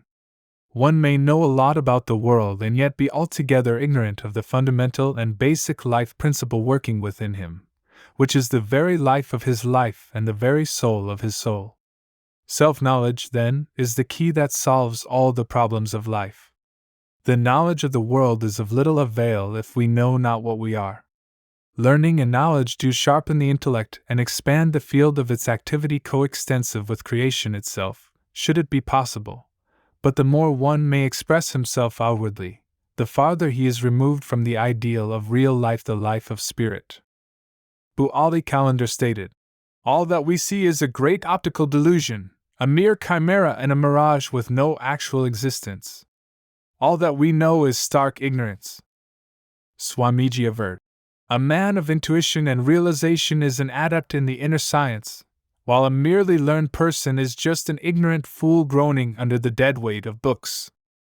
Science may tell us of physical objects and their interrelations, but it is totally ignorant of the creative power behind them. The goal of life does not consist in mere book knowledge and book learning, but consists in knowing the life principle that is working in the entire creation, the Word, the Kalma or the Nam, whatever name we may like to give it. According to Master Souls, real knowledge finds its efflorescence and fulfillment in contacting the sound current, Shabda or Nad, and not merely in the reading of scriptures or other books. The science of the Masters is purely an inner science, and has continued as such from time immemorial. It is called Paravidya, which is knowledge self-existent and not dependent upon any other knowledge. It is the most ancient, the most natural, and the most perfect science, but cannot be had from books alone. The scriptures have no doubt made an attempt to deal with the spiritual science at some length, but all such efforts have proved abortive, since reality, infinite as it is, could not be confined in the dead and dry leaves, nor is there any model outside with which it can be compared. Moreover, the writers with finite words and a limited intellect have no means to describe it adequately. The Master Souls have always advised meticulous abstention from learned disputations or philosophic polemics, as reality lies far beyond the range of the senses, the human mind, and the human intellect. Indulging in intellectual pursuits does not change one's life. The Master Souls emphatically enjoin and ordain: be the doer of the word and not the hearer alone. Their teachings are ready cash and do not admit of credit bargains. It is a practical science, and not a mere theoretical reasoning. One must learn the theory first, say goodbye to one's logic, and then practice and see what one gains. The secret of success lies in practicing the discipline and not in reasoning and arguments. Leave off all discussions and dissertations, and do the thing and take the reality. Swamiji. In Mandyak Upanishad it is said that once a person, Shaunak by name, went to the sage Bhardwaj and questioned, Master, tell me of the knowledge that may make one omniscient, or all-knowing. The sage replied, O Shaunak! The knowers of Brahm tell us that in the world there are two types of knowledge, apravidya and paravidya. The former consists in the study of Vedas and other scriptures and all kinds of physical sciences, like astronomy, grammar, etc., but it does not bring one face to face with Brahm. The latter paravidya is knowledge of the beyond, with which Brahm, the unchangeable Ishkur, is found. It is a practical subject and deals with self-knowledge and God-knowledge, both of which lie beyond the pale of senses, mind, intellect. It can be realized by pure Atman, or spirit, only after it has, by right contemplation, freed itself by peeling off layer by layer the various koshas, or coverings, enshrouding it, and has actually transcended the physical, the subtle, and the causal bodies. While the one is purely a bookish knowledge of the world, the other is a science of inversion, or withdrawal of the spirit from the world and from worldly objects and relations, and this is the root of all knowledge. Chapter 14. Apravidya, or knowledge of the world, its value. The scriptures are indeed wonderful and precious records of the personal experiences of the great souls in their quest for reality, and, as such, are worthy of respect and adoration. The study of the scriptures has its own value. To a certain extent, these books awaken in us a desire for knowledge of God. By reading them, we too are moved to experiment in the science of life, to seek out some living master competent to initiate us into the preliminaries of this science, for such a one can help and guide us on the spiritual path from plane to plane. But beyond this, the scriptures cannot help. The real help comes from a living master alone, who makes us repeat the experiment of old. For our satisfaction, he refers us to recorded results and conclusions for a general checkup with our own. Again, it is the living master who can correctly interpret to us the ancient texts, and impart to us the right import. Linked as he is with the powerhouse or reality, his utterances are those of God himself, no matter if the words may appear to be coming out of a human mouth. His words are the words of Allah, God, though seemingly these come from Abdullah, the servant of God. Guru Nanak explained, O Lalo, I open my mouth just to utter words that come to me from my beloved God. Such words of divine wisdom, coming directly from God, men, are more precious than the most wonderful thoughts recorded in the holy books. All these have no other value except that of creating in us a desire to know God, but cannot actually help us to introvert, to tap within, to withdraw and recede back and be linked with word, nam or kalma. But unfortunately, the people of the world get entangled in the books, wholly and solely depend upon them as their mainstay in life, without attempting to do what the books say, get attuned with God. Without this attunement, one gets entangled in the world, tied to the scriptures, and one finds no bliss. The Sritis and Puranas all speak of the way. But instead of freedom, one sinks deeper in the morass. Ramayana by Tulsi Das. A living master, on the other hand, points to us a way out and puts us on the Grand Trunk Road, leading to the infinite. He becomes a guide to the weary soul torn by life's struggles in the world, a work which no book can possibly do. Man is the most ancient of all sentient creatures on earth. All religions and all sacred texts came into being only after his advent. All religions were made for the benefit of man, and man was never intended for any religion. God made man and man made religions. Man is the author of all scriptures, but the grand mystery of life, which the latter describes, ever lies within the human breast. No one can know and solve it unless some master soul points the way in, and helps the soul to withdraw and transcend all limitations, physical, astral and causal, before it is enabled to have a glimpse within, and to listen to the inner divine music. Man is ever engaged in the recitation of scriptures and in expounding the sacred texts to huge congregations, but the pity of it is that he remains all the time far from the reality that he studies for himself, preaches to others, and makes so much noise about. He studies the sacred texts for the sake of disputations, without knowing the reality. And reality cannot be known but through a master soul who gives the true way to the true one. Maru M.1. There is a vital difference between man and scriptures. The former is a sentient being, endowed with consciousness and reason, and is aware of the same, while the latter are insentient, and do not know that they are inert and lifeless and cannot impart correct knowledge without a true interpreter. How can the sacred books speak to, reason with, and try to convince, a living entity? With his book knowledge and learning, every person feels that he knows reality, little realizing that the infinite cannot be comprehended by finite means. Its power can be felt by the spirit alone, if properly attuned and adjusted under the guidance and instruction of some living master soul. As long as we do not have an inner experience of the soul, we remain in utter darkness. Bookish knowledge becomes a headache as it draws the mind out into the world through the senses, and makes us feel identified with the senses by constant association with the world, and by always thinking in terms of body and bodily relations around us. On the contrary, self-knowledge satisfies the innate craving and hunger of the soul for peace and happiness. All that we need learn is the book of man, for the greatest study of man is man. When once a person is able to open the pages of the soul and see the great and immense possibilities lying hidden therein, there dawns in him a new kind of awakening and new light, shadowless and uncreated. This is called regeneration or rebirth or resurrection. It puts an end to his otherwise endless sufferings, tribulations, wants and miseries, and he becomes established in his native godhood and divinity. The soul thus freed from worldly ties comes into its own, knows its truly divine nature, and tries to understand and find its source and fountainhead, the great ocean of consciousness, containing the three vital elements of life, light and love.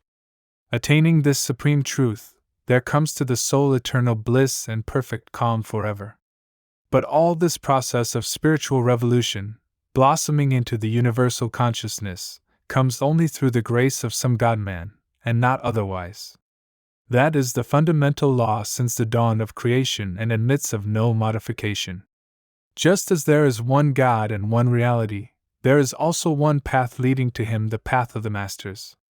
This is nothing else but Surat Shabda Yoga, or yoga of the sound current.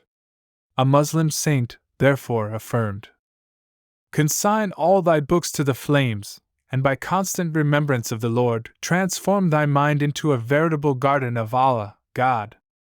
The Vedas and Upanishads tell that Atma Silhai, or self-realization, cannot be attained by the study of, or listening to, the scriptures, as self ties far beyond the scope of both the mind and the intellect. It can be achieved by intuition, an integral experience of the soul, through the grace of some master soul. In verse 39 of Sukat 164 of Mundal 1 of Rig Veda, and in verse 8 of chapter 4 of Shvatarshvidopanishad, it is stated that a person who knows the primal causeless cause, self-existent and immanent, which is the very soul of the Vedas and in whom all gods and goddesses are deeply rooted, will not have anything to do with the Vedas. Those alone have real peace who are engrafted to him. Even if a person were to be well versed in the 4 Vedas, 18 Puranas, 9 Vaikaranas, the 6 Shastras, 6 schools of Indian philosophy, and all other sacred scriptures of the world, he would be lost in the maze of the scriptures and remain as far removed from God as ever before. So long as the human soul does not come in contact with Shabda or word, God in action, it wanders in the world like a Shandui parrot, who on the spur of time moment begins imitating whatever it hears. All philosophic disputations are the offspring of dull and drab intellect and the source of headache. It would certainly be better, by far, if one were to leave off all knowledge and learning and grasp the one and the only pivotal stillpoint reality, the bestower of all bliss and happiness. Bulleh Shah, Guru Nanak and others also speak in the same terms. Why do ye bother with so many books, for these are a source of headache? Learn ye the mystery of the center, and leave off the vicious circle of endless and idle talk. Bulleh Shah. One may read carloads of books and carry a heavy load on his head. All such studies forge but strong fetters and keep one bound therein. One may read endlessly from year to year, and from month to month, nay, every moment of his life. Zero Nanak. Only one thing counts, and all the rest but make one's self conceited. Asa War M.1. The study of the scriptures, including the Vedas, far from freeing the mind of shackles, makes one all the more egocentric. Sorath M.5. Hafiz, a well-known Persian poet, goes to the extent of saying that so long as a person does not leave off intellectual wrangling, he remains ignorant of the reality. Man must take note of one thing, that he must transcend himself if he wants to escape from all limitations and shortcomings. If any problem has to be solved, one must apply himself heart and soul to its solution. The Upanishads, with a clarion call, declare that Atmavidya, or self-knowledge, dawns only when the senses are at rest, the mind is stilled and the intellect too is equipoised. Learning and knowledge may be additional assets for a spiritual person, but certainly constitute a crown of thorns for the worldly wise. Knowledge may adorn a spiritual adept, but it is a headache for the carnal mind. Malanarumi. In Brihadaranyaka Upanishad it is mentioned that an unlettered person is steeped in dark ignorance, and a learned one is in still greater darkness. Why? Because a man of great learning can hardly know the glory and greatness of the saints and their saintly teachings. The saints and sages, therefore, lay stress on a life of spirituality. Book learning has no real value for them. The hearsay words of wisdom and knowledge derived from books are all lifeless, and, as such, cannot transmit life impulse to others. It is just like talking of sweets and not partaking of them. Should a person go on repeating the word pudding for a century, or even keep meditating on the various ingredients that go to make a pudding, he cannot relish the pudding nor can he have any satiation unless he actually eats it. Bhagavad says the same thing in this context. By repeating the word sugar, one tastes not the sweetness of sugar. By repeating the word fire, one is not rid ot the cold. By repeating the word physician, one is not cured of the malady. By repeating the word suffering, one never escapes therefrom. By repeating the word sandalwood, one never enjoys its fragrance. By repeating the word moon, one never gets its soothing light. By repeating the word jnana, one never gets out of ignorance. It is only the actual practice that brings in heaven's light. Kabbat Sawai 452. Chapter 15. Path of the Masters, its 3 fundamentals. Success in spirituality depends on 3 factors. 1. Satsang, spiritual congregation. 2. Sadguru, living master soul. 3. Satnam or Shabda, word. 1. Satsang. The term is comprised of two words, Sat, meaning God, the unchangeable permanence, and Sang, denoting union. It stands for contact with God. It can be had by the soul only when it shakes off all the trappings, physical, astral, and causal. It also means an association with the living master soul who is an embodiment of the awakened life principle in him. Sat, or life, in its fullness, is manifest in him. He teaches nothing but spirituality, which is the source of all life and without which people lead merely a deluded and unsound existence on the plane of the senses. He tells us that besides the senses, mind, and intellect, there is yet another power, greater than all these, for it quickens them with life, namely, the spirit or soul. It is, in fact, the only motor power in the body, and the pity of it is that we are altogether ignorant of it, and have never even given a thought to it. It is the problem of problems, the most important and vital, and yet the most ignored. An association with a saint, a sage, or a master soul will directly dye an aspirant in the colors of spirituality, in just the same way as proximity to fire gives warmth and nearness to ice, cold. The fact is that God does not live on the highest heaven nor in the depths of the earth, for no space is sufficient to contain him. But he truly resides in the bosom of a God-man. Mawanarumi. My mind like a bird flew heavenwards. The paradise was all deserted as the Lord resides with his saints. Kabir. It may be said that such a person is as much a polarized God as an electric switch is a polarized powerhouse, or a safe sea beach is a suitable place where one can have a comfortable dip in waters of the sea. The true criterion of such a satsang is that talks delivered there are always confined to spirit, its nature, its place and value in human life, its perennial source and how to gain the same. The God-man thus shows how to escape from sufferings, decay and death, which are rampant in the world and to which all living creatures are subject. Satsang is of two types, outer and inner. Outer satsang. It is satsang externally. It denotes the company of a master soul, attending his discourses and talks on spirituality, wherein he describes Atma Sadhan, or spiritual discipline, and in an inimitably loving way, peculiar to him, exhorts the aspirants to devote some time for Atma Siddhi, or self-realization, which is the first and last essential for God realization. This part of his work may, for the sake of convenience, be termed theory of spiritual science. In a gathering like this, one gets a true clue to God, for verily God shines therein through the God-man. Maj M.4. In a spiritual congregation, one hears of nothing but Nam, and Nam alone is discussed therein, in all its varied aspects. Sri Rag M.1. No congregation can be termed a satsang unless it is presided over by a master soul. Maru M.3. Inner satsang. This is satsang within. It consists in entering the laboratory of the human body, according to the instructions of the master, withdrawing the sensory currents from the body by means of Simran and Dhyan, remembrance and concentration, and finally in linking the soul with the Dun, the eternal sound current in the body through Bhajan, attuning the direct link between the individual soul and oversoul. The soul thus attains by degrees moksha, or liberation from sufferings, decay and death, the most deadly foes of all mortals. This part of his mission may be termed Surat Shabda Yoga, and it constitutes the practice in spiritual science. 2. Satguru. Sant or Satguru is the living embodiment of God, for life, light and love, the three attributes of Godhood, are fully present in him. He is charged through and through with Sat, or true life, true light and true love. He is a fountainhead of Godhood and love, and is competent to lead all the aspirants Godward. He is a true guide on the grand road of spirituality.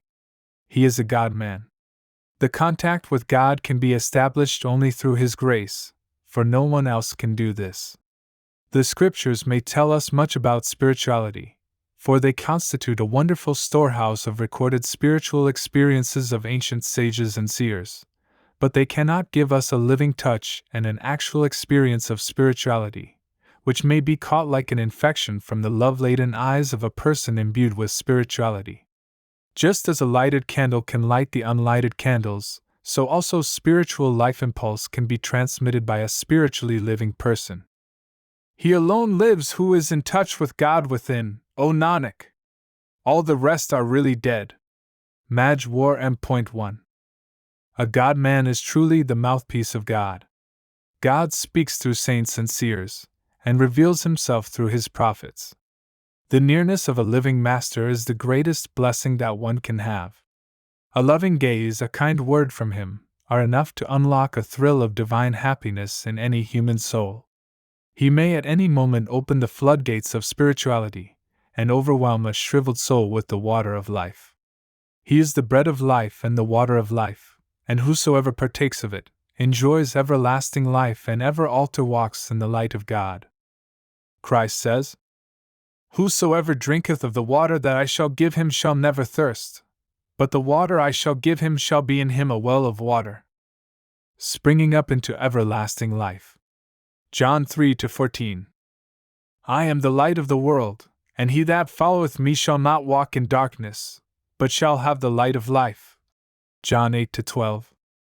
But much depends on the simplicity and sincerity of the seeker, his loving devotion and faith, and above all, his receptivity, for he who comes brimful already cannot possibly take in anything else. The Guru, or the God-man, is the ideal. His body is just a transmitter pole, from which the radioactive waves of Godhood make themselves manifest in the world, and are felt by all who come near that pole. 3 Satyanam. This is the original name of God in action, the great and grand motor power behind the entire creation. St. John speaks of it. In the beginning was the Word, and the Word was with God, and the Word was God. The same was in the beginning with God.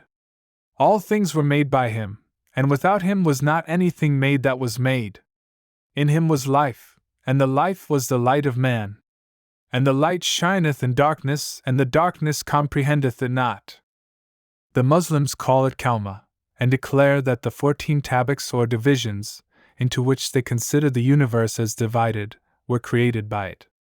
The Hindus term it Nad, and ascribe to it the manifestation of 14 bhavans, or regions. The Sikh scriptures call it Shabda or Bani, the Upanishads speak of it as Ajit, and the Vedas give it the name of Sriti or Akash Bani. The saints refer to it as Nam or Shabda, and there is no place where the vibrations thereof are not felt. This Nam or Satnam is, then, the controlling power of the universe. It is the great cementing force whereby various elements, so very divergent in nature, are held together in the wonderful mosaic of the many-colored dome of the universe. It is the string of life running through the entire creation, and thus, the connecting link between the Creator and His creation. Kabir Sahib says, Ram Nam is the only reality, and anything besides is subject to decay and dissolution. Always meditate and concentrate on this reality, for death knows no calendar and may at home or abroad pounce any moment upon thee with its murderous claws. He who alone knows of Nam as I would like him to do, I take hold of him and support him through. The natural inner music is continuously flowing of itself, but only a rare soul knows of this communion. The all-pervading spirit surges through every pore of the body. The true Simran consists in perpetual attuning of the soul with the inner music, without any outer aid, of lips, tongue, throat, or the heart. He who contacts this hidden crest jewel is our true friend. Kabir. The all-pervading Spirit of God saves one from births and deaths. A communion with the Word ferries one across the sea of life. Gan M.5. This is the voice of the silence, as the Theosophists describe it, for it can be heard only in the silence of the soul. The Elan vital, or the vital currents of life, can be felt in the inner depths of the mind. It is something subjective and can be experienced and felt only within, through the kindness of some master soul. Chapter 16. The Path of the Masters. The 3 practices of methods prescribed. There are 3 distinct entities in the composition of a person: I, physical body, as made mostly of solid matter, 2. Mental body, as made of subtle matter, and 3. Causal, or the seed body, that holds me first 2. The spirit or soul works through all the three bodies. The various bodies, sooner or later, are bound to disintegrate and dissolve, while the soul is indestructible, an ever-living entity beyond the sway of call, time, or death. It is the spark from the divine forge, at which the life current is forged to shape the world and to bring it into being. The human body is the veritable temple of God, and this microcosm simply works on the lines of the macrocosm. Macrocosm is in the microcosm, and he who seeks the macrocosm must find it in the microcosm. Dhanasari Pipa. Truth, or Nam, alone is imperceptibly working both in man and in the universe. God and his spirit are but one in essence. To know God, one must first know the self within. Without self-knowledge, through self-analysis, the realization of oneness within and without does not dawn.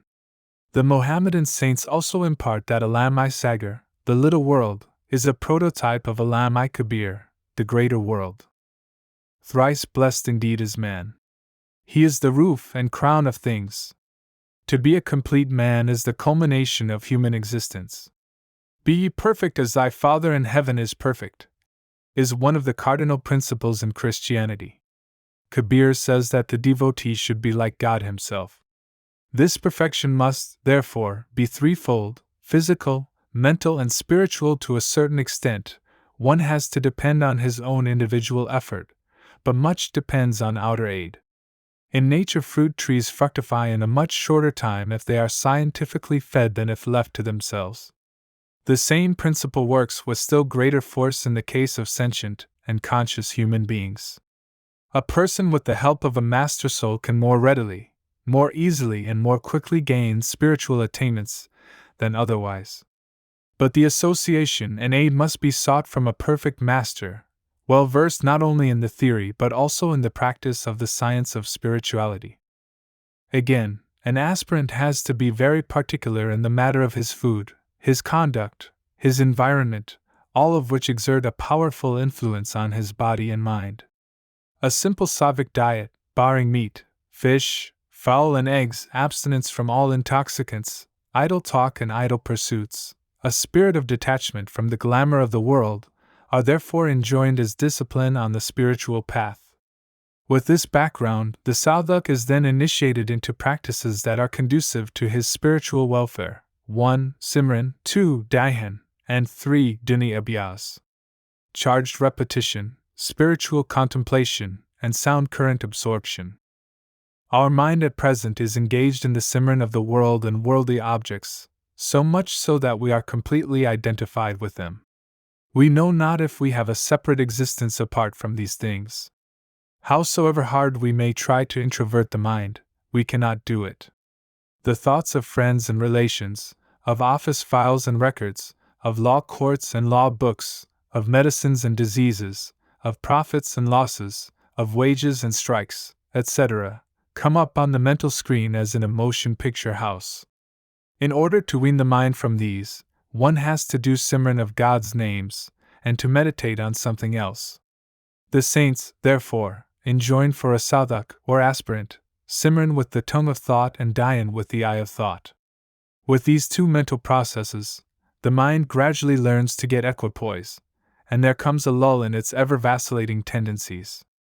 Lastly, one has to listen to the voice of the silence with the ears of thought.